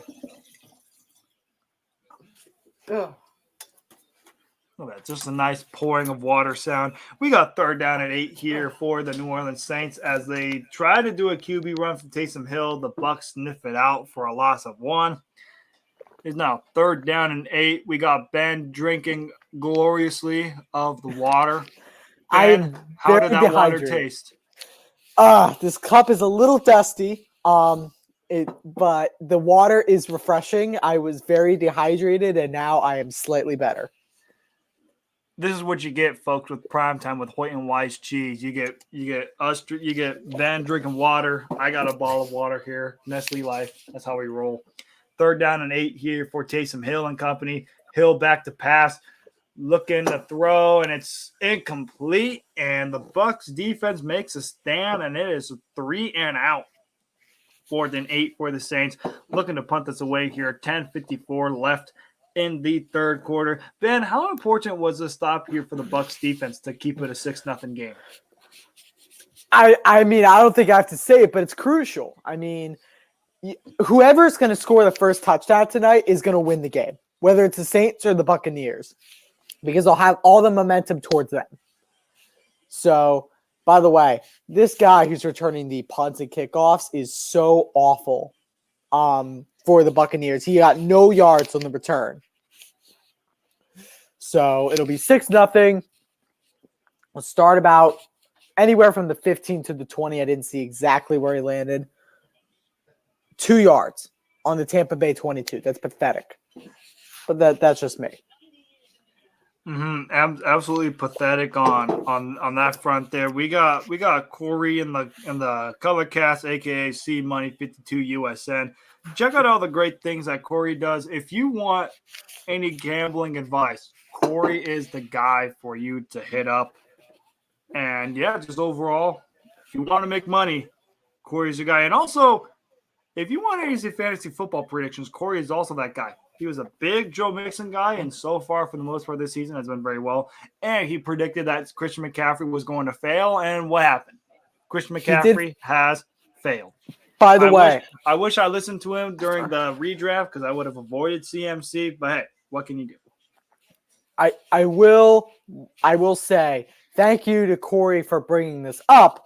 But the Unwrapped Sports family, and by the way, I will say family because that's what we think of ourselves here at Unwrapped Sports. I've gotten into this tangent before, but Unwrapped Sports is a family of sportscasters that are real people with real takes 24/7. And it's great. We have shows running constantly, and we have moved to Colorcast. So what Colorcast is for those who are Apple users, and Android will be on Colorcast sometime in the future. They're working that out. But for now, Apple users, if download the Colorcast app and type in USN. So that's how you get all of our accounts. That's how you get my account. That's how you get Wise Cheese's account. That's how you get, my friend Ethan Carboni's account, Corey's account. You get all of them. So make sure to type in USN, follow, join the streams, because the impact it has on our network when you join our Colorcast streams, especially our Colorcast streams, is really amazing. It creates, tons of opportunities for people across the country. And I will say across the country, because right now I'm in, Delco in PA, just outside of Philly. He's in Texas. And then we got people in Cali, Illinois, Massachusetts, Texas, like Matt. We've got people all over the country looking for opportunities, and you tuning in for even just an hour a week on someone's stream on Colorcast helps us, get the opportunities we need. Absolutely. And then we just got an 8-yard handoff by Leonard Fournette, who got helicoptered but still stays up on his feet. A nice solid gain of 8 yards. And this is what you got to do for the Buccaneers, in my honest opinion. You got to chew the clock, get the ball to Leonard Fournette, but you have to cash it in for a touchdown here on this drive just to put pressure on the Saints, to actually make them score on the next drive, to put pressure to happen. Because right now the Saints are in somewhat, hey, you know what? We're up 6-0. Do we want to score points? Yeah, but we'll be okay. We're still up. But if the Buccaneers can get a touchdown here on this drive, it's going to put a lot of pressure on the Saints, because now it puts them in we need to score this drive. We have to. Because if we don't, boy, is this going to look bad, because we're going to be trailing in this game if we don't capitalize. Ronald Jones barely gets past the line of scrimmage. He may have actually lost yards there. It'll be 3rd down and 2 for the Tampa Bay Buccaneers. Brady in the shotgun. He looks, fires, deflected, incomplete to Rob Gronkowski. 4th and 2, 3 and out for the Bucs. 9:17 left to go in the third quarter. Man, this is a really bad game. Like, really bad. We've had some really good games on Primetime with Hoyt and Wise Cheese. Actually, a lot of good games this year. And while this is a good game defensively, I would like to see some offensive firepower. Absolutely. You look at if you want a defensive kind of game, this is your style right here. A nice 6-0 kind of game. And then we got Logan here in the chat saying, I have faith in the go in the fourth quarter. Hey, believe me, I got the same faith as well. I mean, I think if you don't have faith in the GOAT Tom Brady, you're a little out of your mind because what he's done the last 22 years has been incredible. I mean, we'll probably never see this ever again out of a quarterback. Just dominate for 22 straight years, making 10 Super Bowls, winning 7. We're probably never going to see it again. So just cherish this moment while you can, because maybe one day he will retire. I say maybe just for the simple fact of we thought he was going to retire years ago, but 3 Super Bowls later, he's still slinging it. I will say, I was very proud for my team to keep his Super Bowl total at 7. Well, yeah, especially your boys up in Philly there. We got to shout out Nick Foles. The one highlight of Nick Foles' career is that playoff run that he had in 2017. He was actually pretty good when he was in Philly at first, though. He had 27 touchdowns and 2 picks, but he failed in the playoffs. But what he did in that 2017 run, I mean, we're talking he's going to have a freaking statue outside the link. They might even retire his jersey number just because he won the Super Bowl.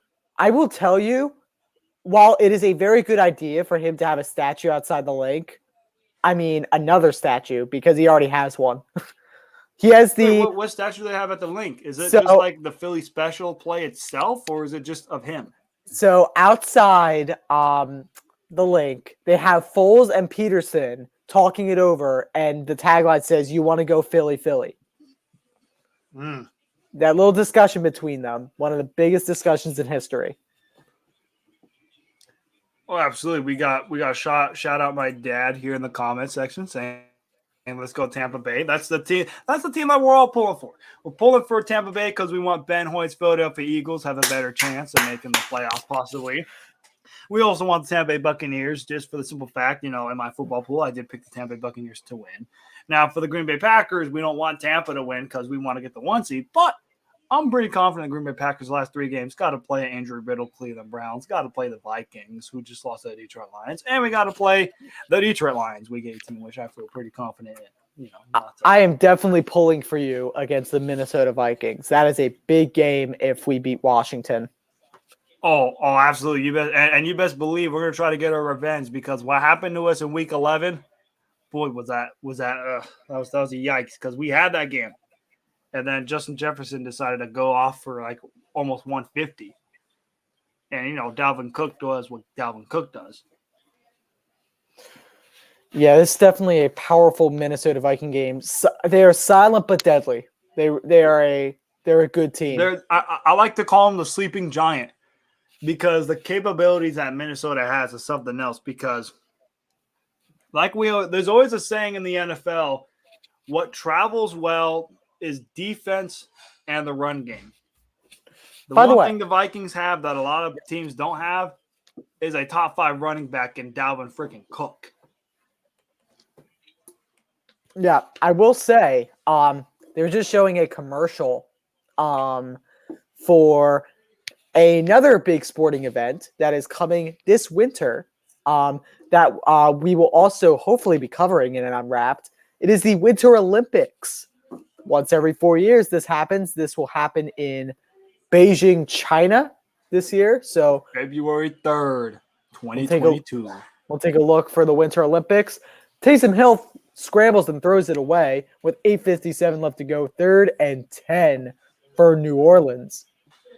And also a fun fact for those of you guys who do not know, For the first time in great, Leonard Fournette heads to the locker room. Lovely. Love to see that. But anyways, back to what I was saying. Normally, after the Super Bowl, there's normally like a regular TV show that goes running afterwards. Yes. But because the Winter Olympics is happening this year on February 3rd, and because the NFL season is 17 games instead of 16, the Super Bowl on February 13th, once the game is over, will actually move to the Winter Olympics on the spot. And I think that was the first time it happened in over like 40 years. But yeah, fun fact for you guys. And I believe also, I think it was supposed to be that CBS had this game and they did a swap with NBC or something like that. It's either CBS or NBC that's doing the game this year. Well, CBS did the Super Bowl last year. Right, but I think they traded because they knew they would have the Olympics. They did. They had a swap because I did the math in my head, quick math like I do. Every 3 years the networks switch. So Fox did 51. So if you want to do it math correctly, you could actually date it back. So Super Bowl 45 was on Fox. 48 was on Fox. 51 is on Fox. 54. What's the trend? Every 3 years. Now you look at NBC. They did Super Bowl 46. They did 49. They did Ben's greatest day of all, Super Bowl 52. And they would have done 55. But, like Ben mentioned, because CBS and NBC switched, CBS did 55, and now NBC will do 56. Gotcha. So 7:50 left to go. First down and 10. Little bit of a boot route by Cameron Brate, the Harvard alumni. First down and 10, right near the 45-yard line. Great run by the Harvard tight end, Cameron Brate. There's actually a couple other Harvard NFL players that are pretty good. Can you name them? Ryan Fitzmagic, baby! Ryan Fitzpatrick, but there's another one that you know. Another one? Like, does he play like the NFL? Yeah, he's on the San Francisco 49ers. Oh, Kyle Juszczyk. Kyle Juszczyk is a Harvard alumni. So those three notable Harvard players.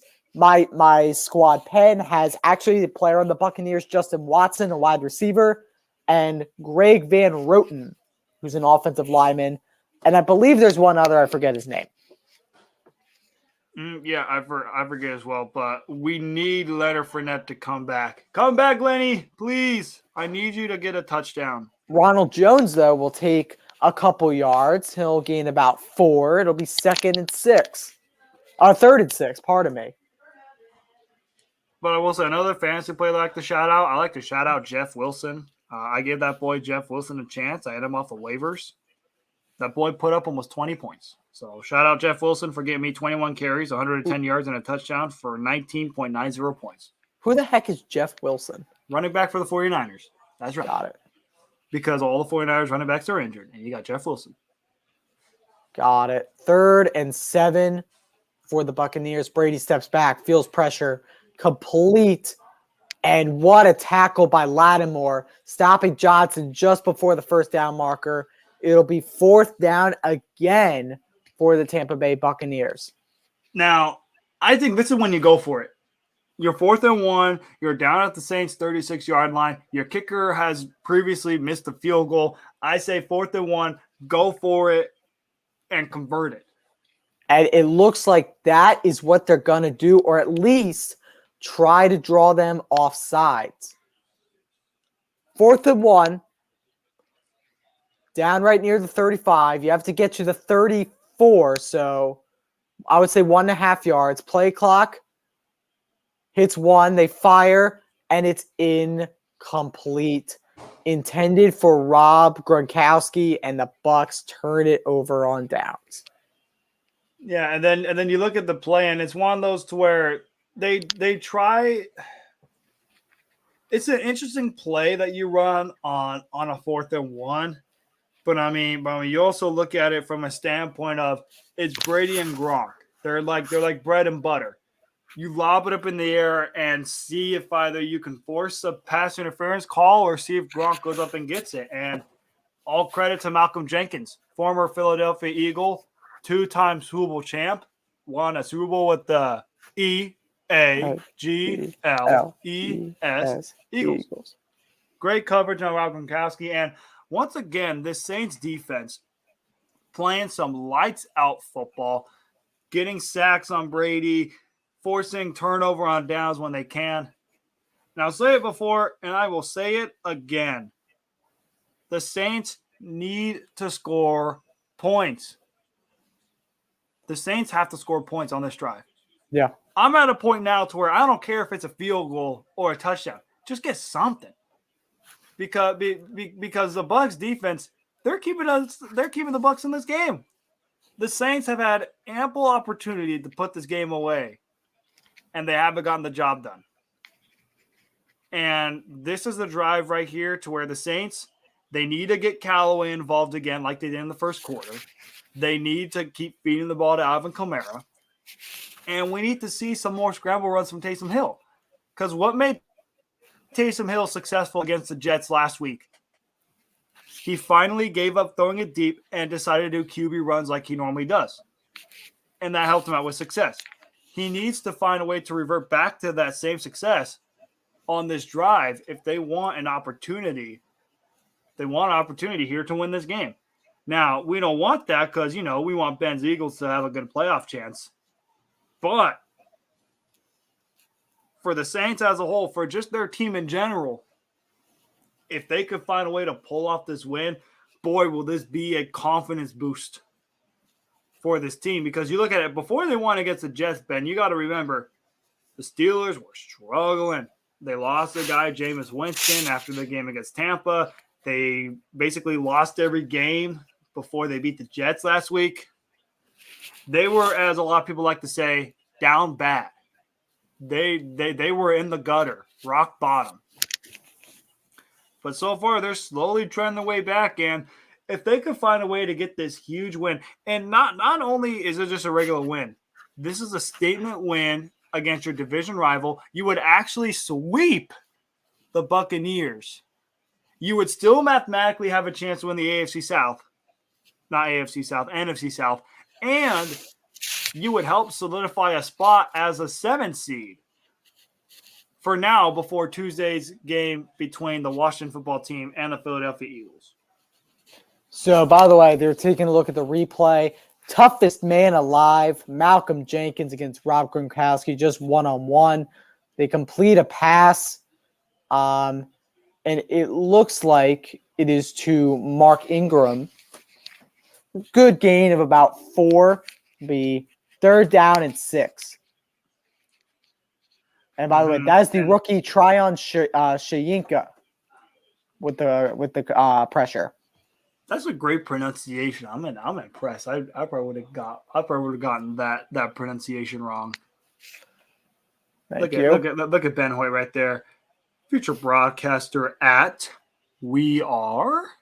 Yes, sir. I committed this week to attend college at Penn State. I'm super excited to be hopefully broadcasting there, but at the very least, receiving a quality education. Absolutely. You know what would have been epic is if you had a Penn State hat and you do when those signing days, they throw on the hat. If you would, that's going to happen. Lion hat. That's going to be epic. That's going to happen. I'm going to try to do that. We'll see. Check the Twitter for details. I know everyone knows now, but I guess we'll try to do that. It's kind of cool. 4th and 4, they're going to punt it away to Darden, who has not received a kickoff return for more than 2 yards today, and he finally gets about 10 yards and celebrates like he scored a touchdown. All right. I think you got to get a better return guy, Tampa Bay. I mean, he returned a little bit. I mean, hey, it could be worse. It could be the Packers special teams, which, oh God, I can't stand the special teams banned by the Green Bay Packers. I can't stand it. This special teams is going to cost us a playoff game. We had our punter. Wait, hold on. We have Logan commenting. Gronk is back. Yes, Gronk was actually back a couple weeks ago from his ribs injury. He was out because of ribs, but he was able to come back a couple weeks ago, and he's made a little bit of plays. But back onto my special teams rant. Our punter, Ben, with the 2-minute warning, decided to take a delay of game. And then he punts it and shanks it to pin the Ravens down at the Packers' 47-yard line, which they proceed to score and fail the 2-point conversion. Also, Justin Tucker gets a line drive just straight up in the air.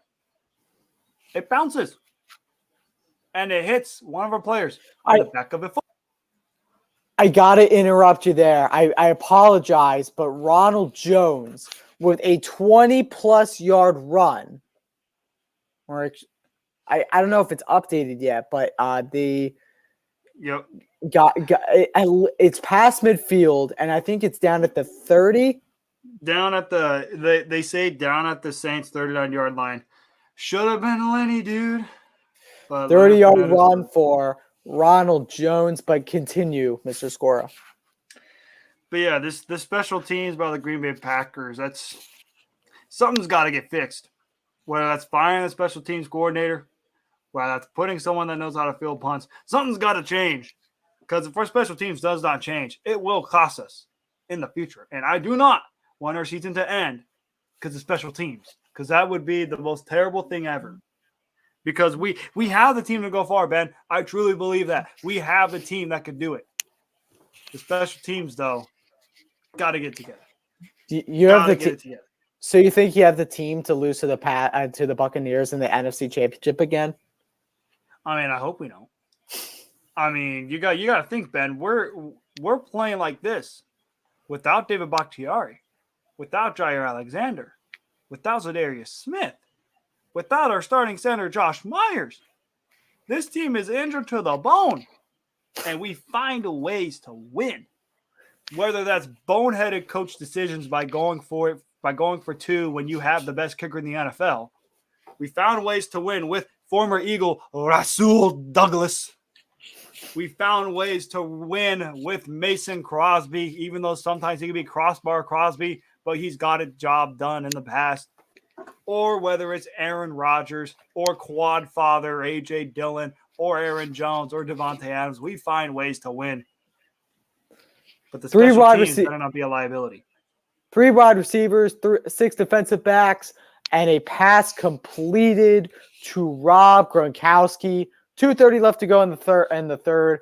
1st and 10 Buccaneers. And by the way, that emphasis on those players makes you sound like the broadcast boys from TikTok. Who are the broadcast boys? Are we the broadcast boys? We could be the broadcast boys, but the broadcast boys, I have to check their account, but I think they're verified. We need to find a way to get verified. Maybe we turn just to broadcast men. Pass from Tom Brady in the hands of Gronkowski, but went right through him, so it's incomplete. So 2nd and 10 for Brady and the Buccaneers on the Saints side of the field. We have Michelle Tafoya reporting. That's the big thing on the screen right now. Shout out to Michelle Tafoya. 2nd and 10. All right, Ben, I want to give you a quick fantasy update. So, Jimmy Jones. Yeah. My guy, Jimmy, a fellow cheesehead. He has 116.40 points. I have 102 points even. Jimmy has Justin Fields and Jalen Hurts left. I have Kirk Cousins, Matthew Stafford, and the Seahawks tight end Gerald Everett. Do you think I have a chance to win? It says I'm projected to lose 158.67 to 152.72, but is the opportunity there for me? Do I have any hope? You better beat him. So yeah, I bet you have a hope. But I will say we're back at the game. 1:17 left to go. 3rd and 7, just past the 25 to the 24. Brady feels pressure. Brady scrambles. Brady runs. The ball is loose, and it's in the hands of New Orleans. Marshawn Lattimore with the recovery. The ball was punched out, and I think that was one too many athletic plays for Tom Brady. He got hit where it hurt. He got the ball punched out, and with 1:03 left to go, he gave the ball right back to New Orleans. Yeah, and that's something that's a big takeaway by the Saints. It's a huge takeaway from the Saints because the defense has done everything today, Ben, besides get a takeaway. Now that they got a takeaway, they need points. They have to score. I don't know how many times I have to say this, but the New Orleans Saints need to score points because if they don't, the Bucs are right back in this game, and Brady's going to find a way to drive down the field. But I mean, it's a big takeaway by Cam Jordan, and also for Brady, that's just bad ball security. That's just bad ball security. You can't let that happen. And by the way, I will say the guy who punched the ball out, it was none other than that man, Cam Jordan, who's been having a heck of a game on the defensive line. 30 seconds ago, they'll probably run one last play for the third quarter. 3 men out right, a toss to Kamara. Just gets back to the line of scrimmage. 3rd and 2. Mm-hmm. Absolutely 3rd and 2. And so this is a game changer for New Orleans as they let the clock run out, and that will be your quarter most likely. So at the end of 3, no scoring by both teams. The Bucs had the best chance. Brady had the ball punched out by Sir Cam Jordan, and the score remains 6-0. hey, Ben, all I got to say is you had great flashbacks when you saw Brady strip the ball looking like Brandon Graham in Super Bowl 52 right there, right? That felt just a bit sweeter than that. But yeah, no, I by the way, that Super Bowl takeaway, before that, there was no hits on Brady all game. So what's crazy about that is that was the first sack on Brady and immediately went for a fumble. Mm-hmm. Well, and for the Colorcast viewers out there, what went into the mind of Ben Hoyt when the strip sack happened and the Philadelphia Eagles recovered it in Super Bowl 52? What was the mind of Ben Hoyt going through? Did he jump up and down with excitement? Did he screech? Did he praise to the heavens? What did Ben Hoyt do during Super Bowl 52? I can tell you what I did, but I want to see if the viewers can guess first.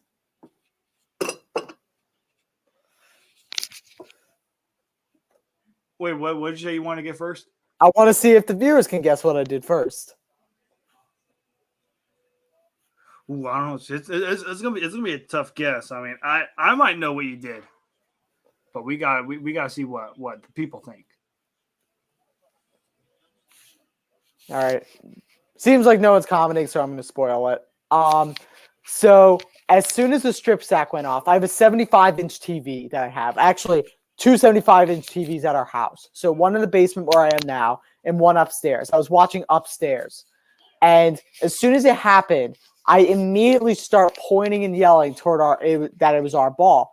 And as soon as it happened, I ran into my dad's office and just flipped out because that basically meant that the Eagles were going to win the Super Bowl. It ended up being a little more complicated than that. We had to stop a Hail Mary from Tom Brady. But first Super Bowl title in history, first championship in Philadelphia since 2008 when I was 4 or 5 years old. And I still remember that day, actually. And I said that on Backstop Banner. I still remember that day. I've watched 2 Philadelphia titles in my lifetime, and they were both equally awesome. Oh, I bet. I bet it was. And then what's at stake? I just missed the NBC read on what's at stake. I think for the Buccaneers, I think it's one of those, like, if they win this game, they might clinch the AFC South, I think, maybe, or inch one step closer. By the way, 3rd down and 2, Taysom Hill did not get it. He scrambled, only got a yard. 4th down, punt unit comes on. The Saints are giving you an early Christmas present. They are wrapping a game for you. Yeah, they sure ain't. I don't know why you call that QB draw on a 3rd and 2. I mean, you try it earlier in the game and it doesn't work. I don't know why you run that, especially when the Bucs defense has been shutting you down all game. You would think that you would find a way to involve Marquez Callaway again, but it seems like they're diverting. So that punt returner just returned a punt for no yards this time. In fact, he may have lost one. So they're going to start around the 30 or 20 or wherever they are. There goes my headphones. Hold on, you may hear an echo for a sec.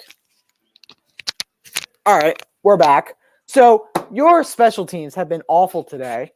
They're not helping you. So Tom Brady has to groan and do it himself. If you don't score here, there should be a fair amount of blame on your special teams. Oh, absolutely. And then you also have to look at it for the well, if the Bucs don't win this game, you have to give credit to the Saints defense. The Saints defense has just been able to find ways to get the job done. And then we got my uncle here in the chat throwing out GOAT symbols for Tom Brady. Maybe it's the GOAT call, play clock down to 1. They get it off. They still hand it off to Ronald Jones. Rojo, not Robert Jones. I don't know why I said Robert Jones earlier. It's Ronald Jones. That's a top tier right there. Gains about 6 yards. We got 2nd down and 4. And if you're the Buccaneers, Ben, do you chew clock with this drive, or do you just find a way just to get a quick score and then give it back to the Saints? Score. Find a way to score. Please find a way to score a touchdown. Come on, Pats. Come on, not Pats. Come on, Bucs. Come on, Birds. By the way, 2nd and 4, they gain 3 on the play. A screen pass to Ronald Jones, the 2nd. And by the way, don't forget to add the 2nd. Gain of 3. It'll be 3rd and 1 for the Buccaneers. Now, even 3rd and 1s in this game have not been easy to come by, as Brady will be under center, 1 man in the backfield, 1 man in motion. They hand it off, and he did not get it. Ronald Jones did not get it. 3 and out again. Man, I think if you're the Bucs, you gotta punt it. You have to punt this away. There's no way you go for it down at your own 41. I mean, I know there's the aggression of going for it, but I think in this situation, the game, 12:50 left, you're still down by 6. I say just punt it away and bank on your defense bailing you out again. Tristan Wirfs missed his assignment on Holmes, makes it 4th down and 1. The punt unit is out with 12:15 left to go. I saw the interrupt you, Ben. I saw that. Yeah, he missed that. I think he was supposed to block the lineman and then work his way up to the next stage, but he just went straight to that next stage. John Hussey will give a false start call to the Buccaneers, so they'll back them up to 4th and 6. They'll still punt it, but just from further away. Man, both teams are handing this game on a silver platter. It's like they're doing like Secret Santa. Exactly. It sounds like they're exactly doing Secret Santa. And this is a game to where, yes, it's an ugly game, but whoever wins this game has to breathe a sense of sigh of relief. You're looking for the Saints. If they find a way to take care of business, they advance to 7-7. They're in the driver's seat for the 7th seed, and they sweep the Buccaneers for the season, and they give Green Bay a 1-game lead as a whole over the 1 seed. But for the Bucs side of things, if they can find a way to come back and win this game, they're still in the running for the number 1 seed. They help out your Philadelphia Eagles in the playoff picture.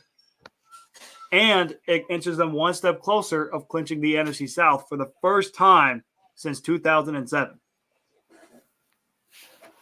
It's crazy. I mean, apparently Santa's not the only one giving gifts this year. By the way, Santa talked to me. He said that he's still kind of ticked off about the Mia Hamm thing. He's going to be giving you 2 things of coal. I thought it was originally 1. So Matt Score will be getting coal in his stocking this year. And there may be extra repercussions about a Packers first-round exit for Santa Claus. No, not that. I don't want a first round exit. Apparently Santa's saying it to the Philadelphia Eagles as well. Santa's giving me a good Christmas. That I know. If the Packers get upset and the first round exits of the Philadelphia Eagles, I do not know what I'm going to do to myself because I'm always going to get a text from Ben saying, "Go Birds! How about those Birds?" That's the last thing that I want. That would be the last thing that I would want is to have the Eagles beat the Packers. I would not want that. And then I'd probably hear him say, "This one is for 2010." For those guys who do not know what happened in 2010, the Green Bay Packers were a 6th seed, traveled to Philadelphia to play Michael Vick and the Philadelphia Eagles. The Packers went on to win that game 21-16, and eventually went on to win the Super Bowl. So we'll see what happens. I will say this is from Santa, not me. So whatever Santa says goes. I'm surprised Santa is still, giving us playoff games after we almost killed them with snowballs 70 years ago. He even gave you a Super Bowl. Yeah, Santa did give me a Super Bowl. I did that. That's fine. I like Super Bowls from Santa. By the way, in the spirit of Christmas, I will say there's going to be a Packers game on Christmas. So he gave you a little bit of anxiety. I love that. I already told my family, I was like, look, we're doing on Christmas Day. We're watching the Packers play the Browns on Christmas Day, hoping to see Aaron Rodgers break Brett Favre's record for most passing touchdowns all time by a Green Bay Packer. And yeah, just enjoying all the gifts and the gift of life. By the way, while we were talking about Santa putting coal in Score's stocking, pass to Marquez Callaway, a big target for Taysom Hill tonight. First down and 10, New Orleans. 11. Finally, I think that's his first catch since the first quarter. He was targeted a lot in that first quarter, though. Yeah, because I remember in the first quarter he had 4 catches for 88 yards, and now he's at 5 for 105. So that was his first catch since the first quarter. Interesting. They actually let Taysom Hill take it himself on a read option, and gain of about 6, let's call it. So good run by Taysom Hill. Will be second down and about 3 or 4. And I will say, for those of you guys who are into betting, right now the spread is the Buccaneers plus 3.5. Money line for the Bucs plus 170. So if you want to try to make some money live betting, hit up the Buccaneers money line. And of course, use a very favorable bet. And of course, use MyBookie for your gambling needs. Use code USN as well. Pass intended for what it looks like is Troutman. It'll be incomplete, 3rd down and 3 with 10:48 left to go. This could be actually no, it's Vinette, who I don't know who the hell that is. So Mr. What's-His-Face dropped the ball. It'll be 3rd and 3. I mean, that's right through your hands, bro. Yeah, and I know the throw is slightly high, but as a tight end, you have to make that catch because if you make that catch, you're in the red zone, inside the 20, with a chance to score. And now you put yourself back at a 3rd and 3, down at the Tampa Bay 42, and still outside of field goal range. We'll see what kind of play they run here. 3rd down and 3 for the Saints. By the way, the clock hits 0. They do get it off. No flags are thrown for delay of game. That passes to Mark Ingram the second. That's a 1st down and 10 for New Orleans. Mm-hmm.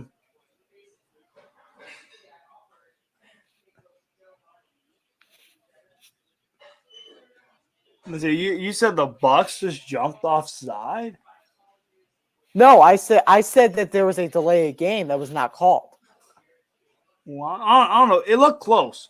Sometimes what the refs do, they allow maybe like a second or so past 0, but while that was happening, stick play to Marquez Callaway, second down, about 3 or 4, give or take. So 9:47 left to go, 2nd and 3, so a 7-point game.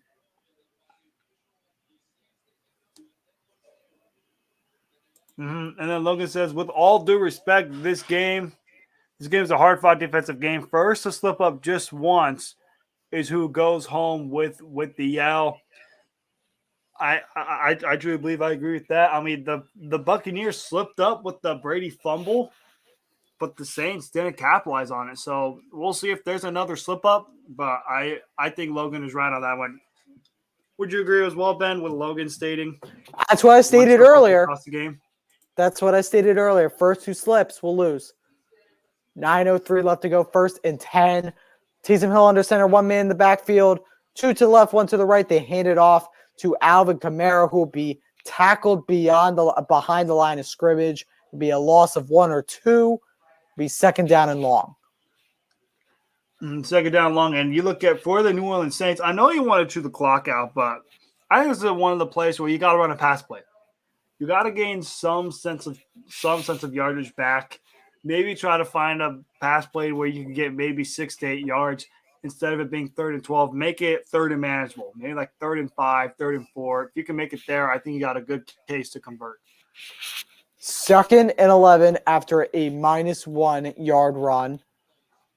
Taysom Hill fires, and it is almost intercepted by Adams of Tampa Bay in his hands and right out. 3rd and 11, 8:14 left to go in this ball game. Oh, and yeah, that definitely was in and out. You can't drop that. I mean, we're talking, if you catch that pick, that's a turning point in this game. And if he secures it, Ben, he looked like he could have been on his way. I'm not sure if NBC will show that replay one more time, but I mean, you look at, he read Taysom Hill's eyes well. He tracked it good. If he maintains possession and catches it, I mean, we're talking, it could have been a good return from that pick. But it was not a pick. It's incomplete. It's 3rd and 11, down at the Tampa Bay 28. Inside field goal range, but we saw Suckup earlier miss the kick. Well, that's the wrong team. Yeah, and we'll see if the Saints kicker has different endeavors. Taysom Hill was short of the line to gain off a scramble. It'll be 4th down, and on comes Brett Maher. Yep, we'll see if Maher can make it. He's been successful already twice today. We'll see if he can make it a 3rd. 42-yard attempt. His longest of the year was also 42 yards. The kick is up, and the kick sneaks in the right post. It is good. It would have been good from 48 yards. Yeah, the snap was down. The hold was good, and yeah, it did sleep in. I would say if that were anywhere a little further, if that were maybe like 4 or 45, that might have doinked it or went slightly to the right. Again, they say it would have been good from 48, so only 6 more yards until that would have not been good. All right, so 9-0, advantage Saints. They're putting the Tampa Bay Buccaneers in check, if I want to go into chess terms. I used to play a little bit when I was a kid, so I'll say that the Tampa Bay Buccaneers are the New Orleans Saints are putting the Tampa Bay Buccaneers in check. Not checkmate, but in check. They need to get their king, Tom Brady. And I will say. What? And I will say, this drive right here could decide the game. If the Buccaneers don't find a way to score on this drive, you could very well see the game being over. Because you look at that drive, the Saints, they chewed a lot of clock. They chewed about 4.5 minutes. If the Bucs get a 3 and out and have to punt, and you got to lose another 4.5 minutes, I mean, we're talking that's pushing you close to 2-minute warning. And now that you're down by 2 scores, 9-0. Now, would I like for the Bucs to score a touchdown on this drive? Absolutely. But I do believe you can survive if you get a field goal, because then you would only be down by 6. But you cannot walk away in this drive empty-handed again. Because if you do, like I mentioned earlier, the game will be over. By the way, do you know how you get out of check in chess? How do you get out of check in chess? Well, the check happens when your king is vulnerable or being attacked. Now, obviously, Tom Brady's being attacked. Now, what you got to do is protect the king. That means offensive line steps up, wide receivers step up. You need to score and score now, or else it's checkmate. You lose. Mm-hmm. Absolutely 100%. You got to follow that same chess mindset. You have to, if you're the Buccaneers, you have to score in this game. Most preferably a touchdown.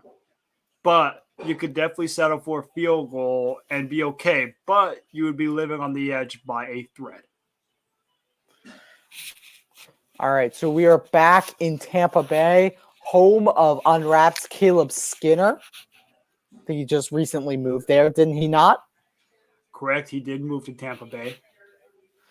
So we got Unwrapped representatives in Tampa Bay. 7:28 left to go. Kick is away, kick is booted, and it is booted well to the back of the end zone where a lucky fan will keep it as a souvenir.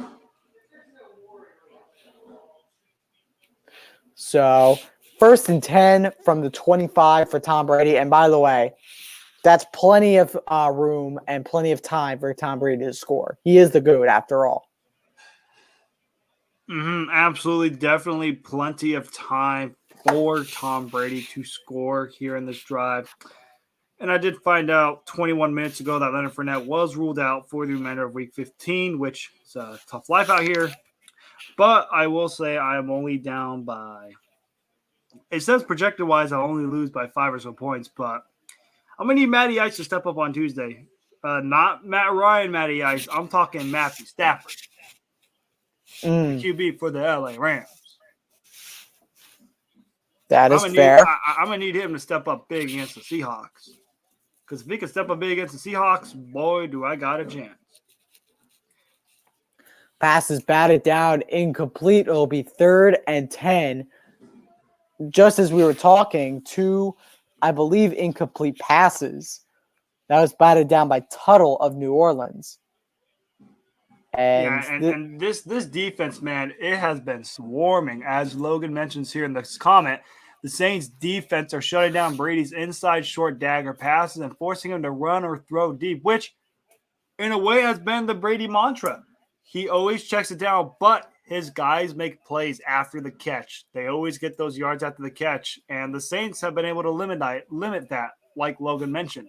And another sack for New Orleans. That is going to be 4th down and long, and Brady is shaken up. 7:05 left to go, and they have to punt it again. 3 and out.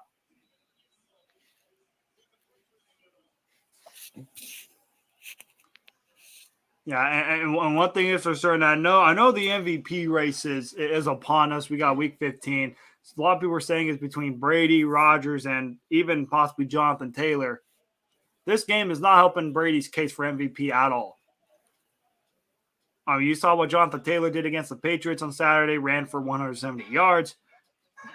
You saw the stats that Aaron Rodgers put up against the Baltimore Ravens, had 4 passing touchdowns, which I'll even pull up Rodgers' stats right now because I have my fantasy team.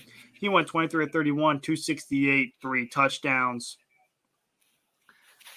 Brady is not doing good so far this game, man. And if he wants to try to win his 4th MVP, he has to play better the next 3 weeks because after this week, his MVP odds have definitely dipped a little bit. Wouldn't you agree, Ben? It definitely has, and he has a lot of good competition out there for this MVP race, including Taylor and, of course, Aaron, as I like to say, from Key and Peele. Shout out Key and Peele. That's a goated show. 1st and 10, 6:34 left to go. Run up the middle, goes nowhere, right back to the line of scrimmage. Now, I will say, this is the drive for the Saints. Just true clock. That's simple. Give it to Kamara. Pass when you only have to. And just let the clock just keep on ticking. Tick, tick, tick, tick, tick, tick, tick on down. Because now the clock is your friend if you're the Saints. You just look at the clock and be like, all right, we'll chew it down. We'll give it to Kamara. We'll give it to Mark. We'll give it to Mark Ingram. We'll do our thing. And we want you to truly beat us. 5:53 left to go, 2nd and 9. Taysom Hill will scramble, and he will only get a yard. It'll be 3rd down and about 9. Yeah, and then when you look at Taysom Hill on his run, the good thing is he stayed in bounds, meaning that the clock will continue to roll. They probably won't snap it until close to about the 5-minute mark on the 3rd down and 8. And if they can find a way to convert this 1st down here, and if you're the Bucs, you might have to consider using some of your timeouts possibly. Absolutely. 3rd and 8, 5:14 left to go. Play clock at 5. Shotgun formation for Taysom Hill. Pressure, throw, incomplete. Intended for Montgomery. 4th and 8. Definitely not the ideal drive you wanted from the Saints, but the only bright side you could take out of it is you were able to chew off some clock. You were able to chew off close to maybe a minute and a half, minute 20. You now got 5:03 left in this ball game. And now you just got to trust your defense to stop Tom Brady. It's that simple. Now, I know I said last drive it would decide the game, but I was clearly wrong with that statement. I think this actual drive right here, right now, we might see the Buccaneers just say screw it and go for it. I think if it's 4th and inches, 4th and 2, you might see them keep Brady on the field and just say, let's do it. We need to get something. And as we look at just a beautiful punt by the Saints, pinned inside the 5, down at about the 3-yard line, and Tom Brady and the Buccaneers, if they want to keep themselves in this game, will have to drive 97 yards down the field as it is 9-0 Saints lead the Buccaneers as we head to commercial break. Definitely a tall task for the Tampa Bay Buccaneers, but of course they have the GOAT at quarterback, so we shall wait and see. Ben, what do the Buccaneers have to do different than they've done all game for them to find a way to score the first ever touchdown this game? Well, as Logan said, they are really packing the box there, deflecting all of Brady's little screen passes he likes to throw. I think that what they need to do is keep pounding the ball down their throats. And I think the only thing that they also have to do is, I don't know. I mean, if Brady can run it, I know he fumbled early in the game, but if Brady can truly run it, I would say scramble if you want to. Yeah, and I think Logan also makes a great point here when he states the Saints are forcing Brady to make wild plays the same way Eli did in 2008 and 2012, which for those guys that do not know was Super Bowl 42 and 46. Eagles did not do that our Super Bowl year. He threw for almost 500 yards or something like that on our Super Bowl. Hey, a win is a win. But Nick Foles pulled something out of his ass and did a miracle. He pulled Rocky Balboa out of his ass. That's what he did. Yeah, he pulled a Rocky. He did. Absolutely. All right, so it was crazy about it, Ben, that game. If that Philly special doesn't happen, it would be a tie game. It would. But because you converted that Philly special, you a champ. Correct, but also you have to take into account that Zach Ertz made a terrific touchdown catch to give the Eagles the lead. Will Zach Ertz be the next statue in Philadelphia? Will it be like his long extension where he dives across? Oh, he will get his number retired, absolutely, but or at least be in the Eagles Hall of Fame. Brady fires and it's incomplete. He is looking for Johnson, 2nd and 10, 4:55 left to go. I mean, talk about a defense playing great. The Saints, I mean, for those of you guys who got to play the Tampa Bay Buccaneers, just watch game film on this game in general. If you follow the same mindset that the Saints have been running, you got a good chance of beating Tampa. 4:55 left to go. Another pass, incomplete, hits the turf. 3rd and 10. That was intended for Rob Gronkowski. Man, this is bad. Really bad. I haven't seen Brady play this bad in a long time. No, and what's even concerning for the Bucs is they're pinned at their own 3. If they got to punt it away, you got to pin it way back in your end zone, basically on like the last thread, and the Saints are going to be set up with good field position. 3rd and 10. Bucs have to convert here. What shotgun formation? 3 men out to the left, 1 to the right. Brady looks, fires, complete, and another great tackle. If he did not make that tackle, that's an easy first. But the Saints locked him up. It'll be 4th down. And they looks like they have to punt it. That tackle was beautiful, Ben. I just saw the replay on that. Perfect leg grab tackle. Wait a sec. Is Brady still on the field? Yeah, he couldn't be. He couldn't be. I think he is. He's on the field. 4th and I think they're gonna see if they can try to get him with the hard count. No, they run a play, 4th and 4. They go for it, and it's incomplete. But there's a flag. There's a flag. That's going to be pass interference. And it'll be 1st down Buccaneers at the spot of the foul. Pass interference against the Saints, or at least holding. They're going to call pass interference because they pushed Gronkowski in the back. And it's on the toughest man alive, Malcolm Jenkins. Yeah, if you're Malcolm Jenkins, you can't do that. You can't let that happen. You got them pinned right where you want them. And then you let it slip. Like, we're talking if that penalty isn't thrown, you're 1st and goal basically inside the territory. But yeah, it looks like Malcolm Jenkins, he did hold. The refs were correct in calling it. You clearly saw the hold on Gronkowski. Now if you're the Bucs, let's see how they capitalize. We got Brady back to pass, throwing a deep ball, and it is incomplete. So it will be 2nd down and 10 for the Tampa Bay Buccaneers. Yes, that was incomplete. By the way, the coverage was by Marshawn Lattimore, another fantastic game. He was actually pretty close to picking that too. So 2nd and 10, another pass play. Under pressure, Tom Brady. And he just got mossed. Oh my gosh. Gardner Johnson just got mossed. Flag is out. But it's a completed pass, but we have to see what the flag is. Ooh, that is moss worthy. There's a segment on ESPN on Monday called "You Got Mossed." I better see that on there. Or "You Got Mossed," because that's a clear definition right there of a moss. God. They're going to call pass interference. The penalty has been declined. It's a 1st down Buccaneers. Johnson, oh my God. He runs a stop and go. And literally the definition of a moss.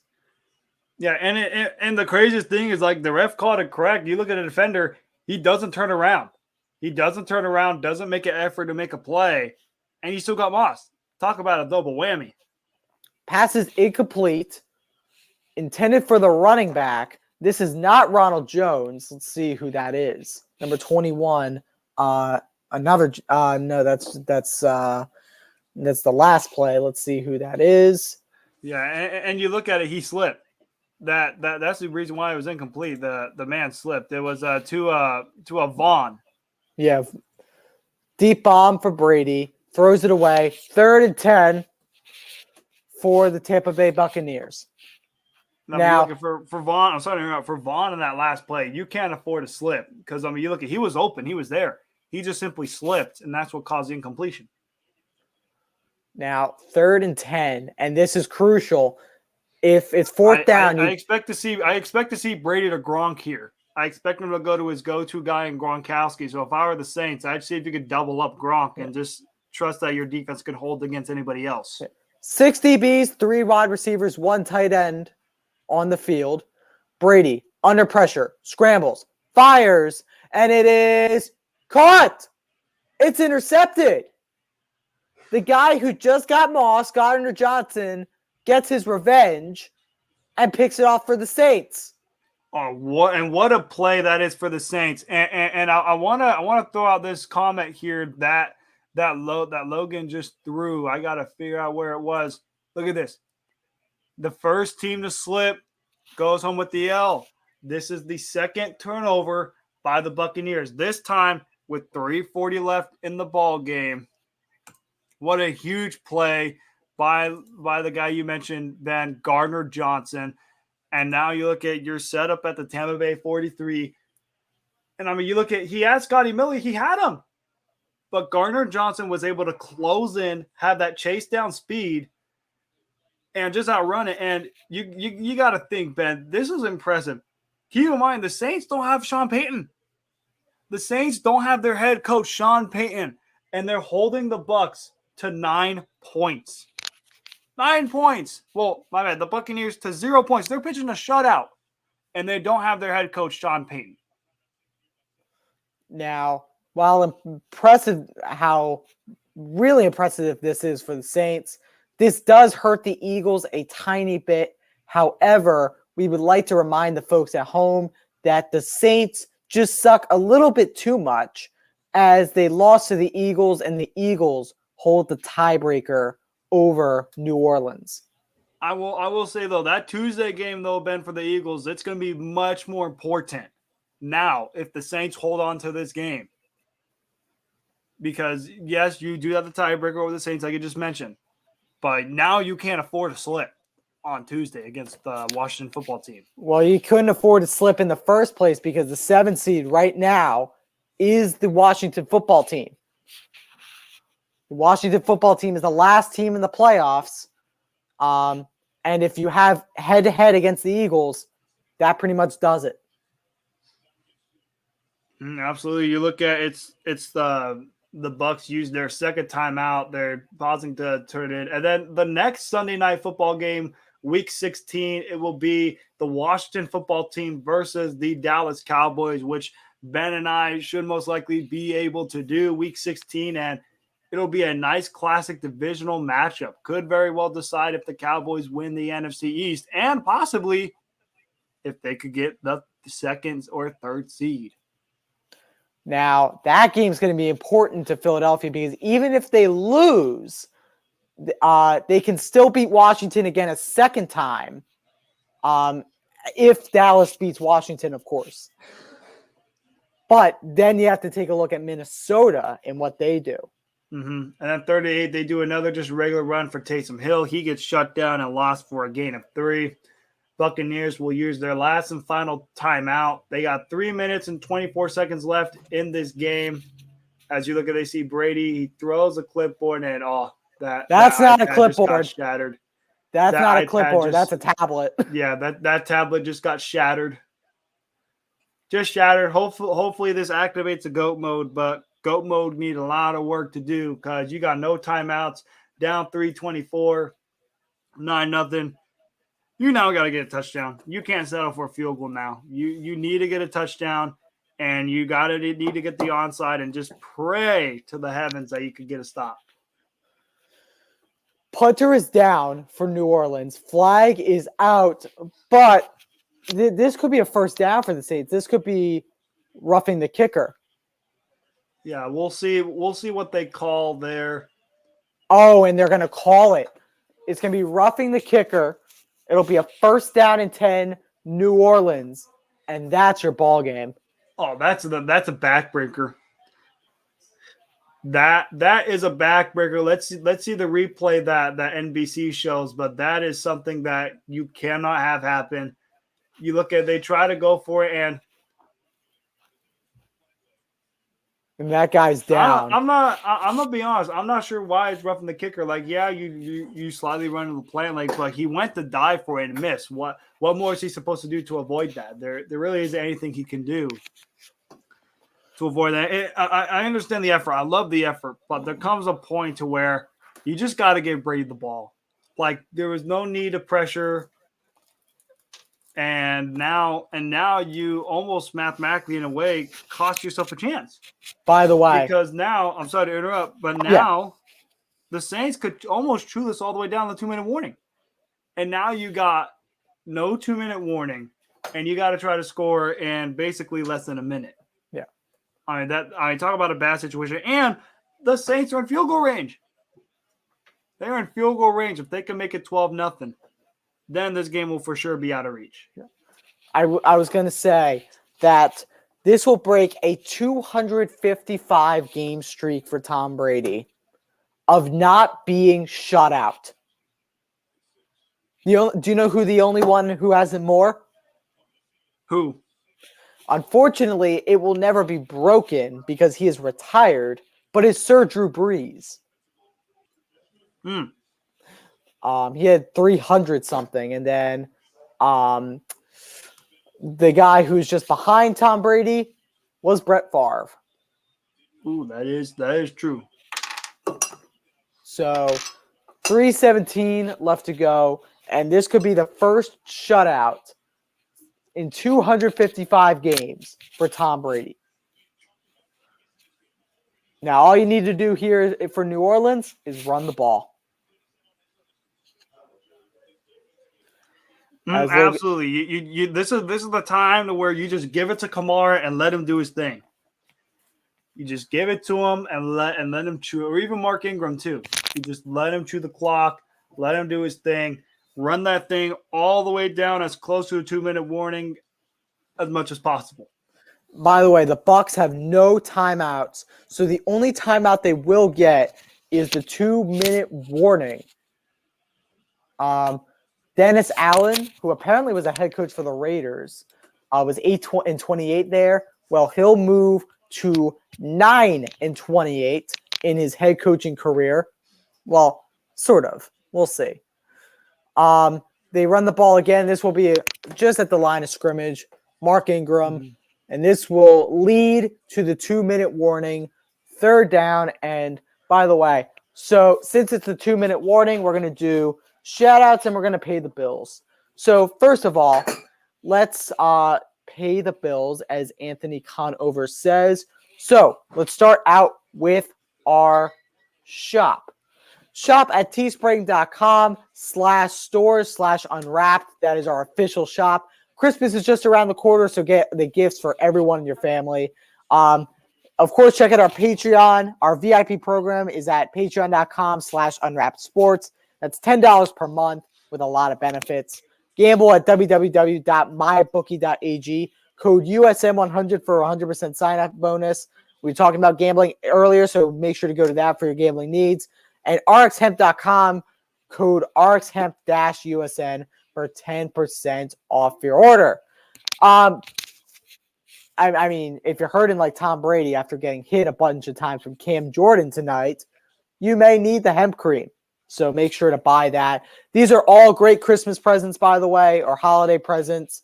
I know Hanukkah's passed, but if you want to get a late Hanukkah gift for people like myself who are of the Jewish faith, make sure to get those as well. And I know we have some other holidays coming up, so make sure to stock up on your unwrapped gear, your MyBookie stuff, and your RX Hemp stuff. Definitely do that. It is 3rd down and 9 here for the Bucs. They just simply hand it off to Kamara, and he loses a lot of yards, loses 5 yards. 4th and 14, and they can drain this all the way down close to the minute 20 mark. They are still comfortably in field goal range here. For the Saints kicker. There was also a comment by Logan, I believe this will be the last time this has happened was with the Dolphins in 2012. I believe it was just simply shut out or just simply lose just the field goals. Yeah, so they're going to let the clock drain down. They're going to take the delay of game penalty. 1:13 left to go. 4th and 14. The Saints celebrating on the sideline. By the way, so we're going to finish our shout-outs for the day. So my name is Ben Hoyt. You can find my Twitter at BenHoyt6. You can find my official broadcasting Instagram at Ben Hoyt Broadcasting. My shows are The Curse of Billy Penn, the Liberty for Philly podcast. These are both Philly sports podcasts because I am a proud Philadelphian or proud just outside of Philadelphian. I would say proud Delco guy. I'll say Delco. I like Delco. That's a thing on its own. So proud Delco guy. Make sure to follow that Philly Sports Podcasts. Since you're about to punt, and of course check out Primetime with Hoyt and Wise Cheese. Flag is out. It'll be false start or offside. They're going to call false start. And our next game will be Sunday. I will be to be determined at the Eagles game, but that is a 1:00 game. So I will be home in time to do that. Washington versus the New York Giants. But I may not even be at that Eagles game. I may be just going Tuesday. The deal being, if I'm not going Tuesday because of school and work reasons, I can go to both the New York Giants home game and the Dallas Cowboys home game. Yeah, we'll definitely see what happens here. The Saints set the punt away, and they were able to pin it down at the Tampa Bay 8-yard line. Talk about a moon kick.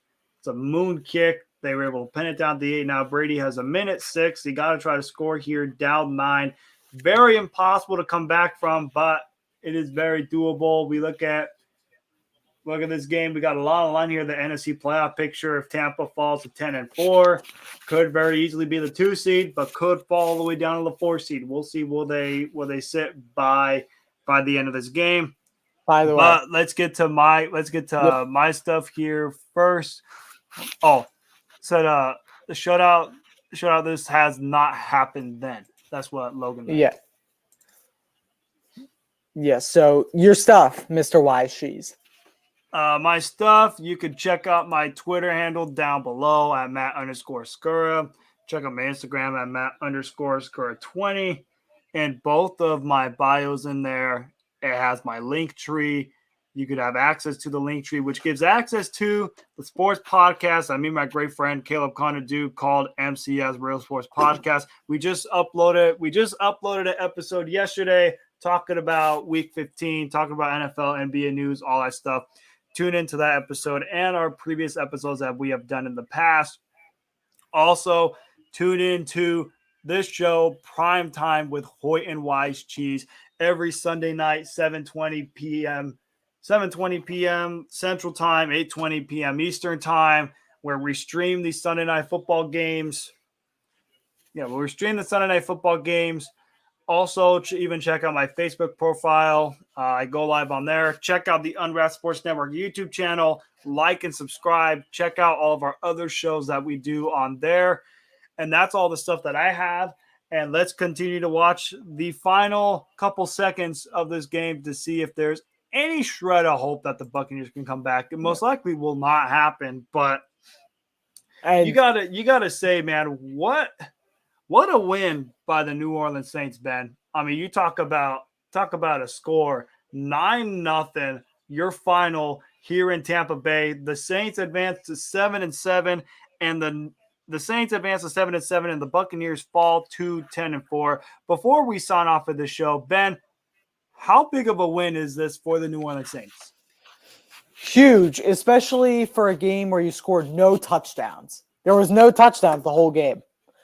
First time I've ever called a game that was like that. So it's crazy that, the Saints got away with that. Brady did not have the night he had, but credit to the Saints defense. They did really well tonight. Credit to the Bucs defense. I mean, they only gave up 9 points, which is pretty good. And then just both offenses couldn't execute, but the Saints offense executed a little bit more. Disappointed as a Birds fan, but we're going to get our money's worth Tuesday, I hope. Yeah, and what's crazy is, Ben, this is probably the quickest game that we've ever done. It took less than 3 hours. I mean, we're talking 2 hours and 58 minutes. That's what a defensive slugfest is all about. I look at this standpoint for the New Orleans Saints. Like you mentioned, Ben, this is a huge win for them, especially in the NFC playoff picture. It now puts a lot of pressure on either the Washington football team or the Philadelphia Eagles come Tuesday. I'm pretty sure a lot of people are going to be tuning into that game because that game could very well decide, Ben, who will get the 7th seed in the NFC. And on the flip side of things for Tampa Bay, that's a bad loss for Tampa because, I mean, you look at it, that could very well cost Tampa the number 1 seed in the NFC. And I know me being as a Packers fan, I did grin a lot during that game because, I mean, now Green Bay's in the driver's seat. Green Bay's in the clear driver's seat these next 3 games. You got the Browns, you got the Vikings, then you got the Lions. The destiny is in their hands. If they win all 3, you get a first-round bye. But for the Buccaneers, now we'll have to see where they're seated because they could either be a 2 seed, a 3, or a 4. We'll see how the tiebreaker scenario goes. You'll probably see on Monday or Tuesday or even Wednesday when the week is all done where Tampa's seated. But overall, this was bad loss just because of a simple fact. You weren't able to close the NFC South. And in a way, you blew your chance out of 1 seed. Because if Tampa wins this game, you're 11-3, you're tied with the Green Bay Packers, and you still got a chance for the 1 seed. Now, your chances to get the 1 seed are super slim. So we'll see how each team bounces back next week. Once again, Ben, as always, it's a pleasure to do these live streams with you on Sunday Night Football. This is my co-host, Ben Hoyt, to my left. You got me, myself, Matt Skura. We are signing off on this fabulous Sunday night, December 19th, 2021.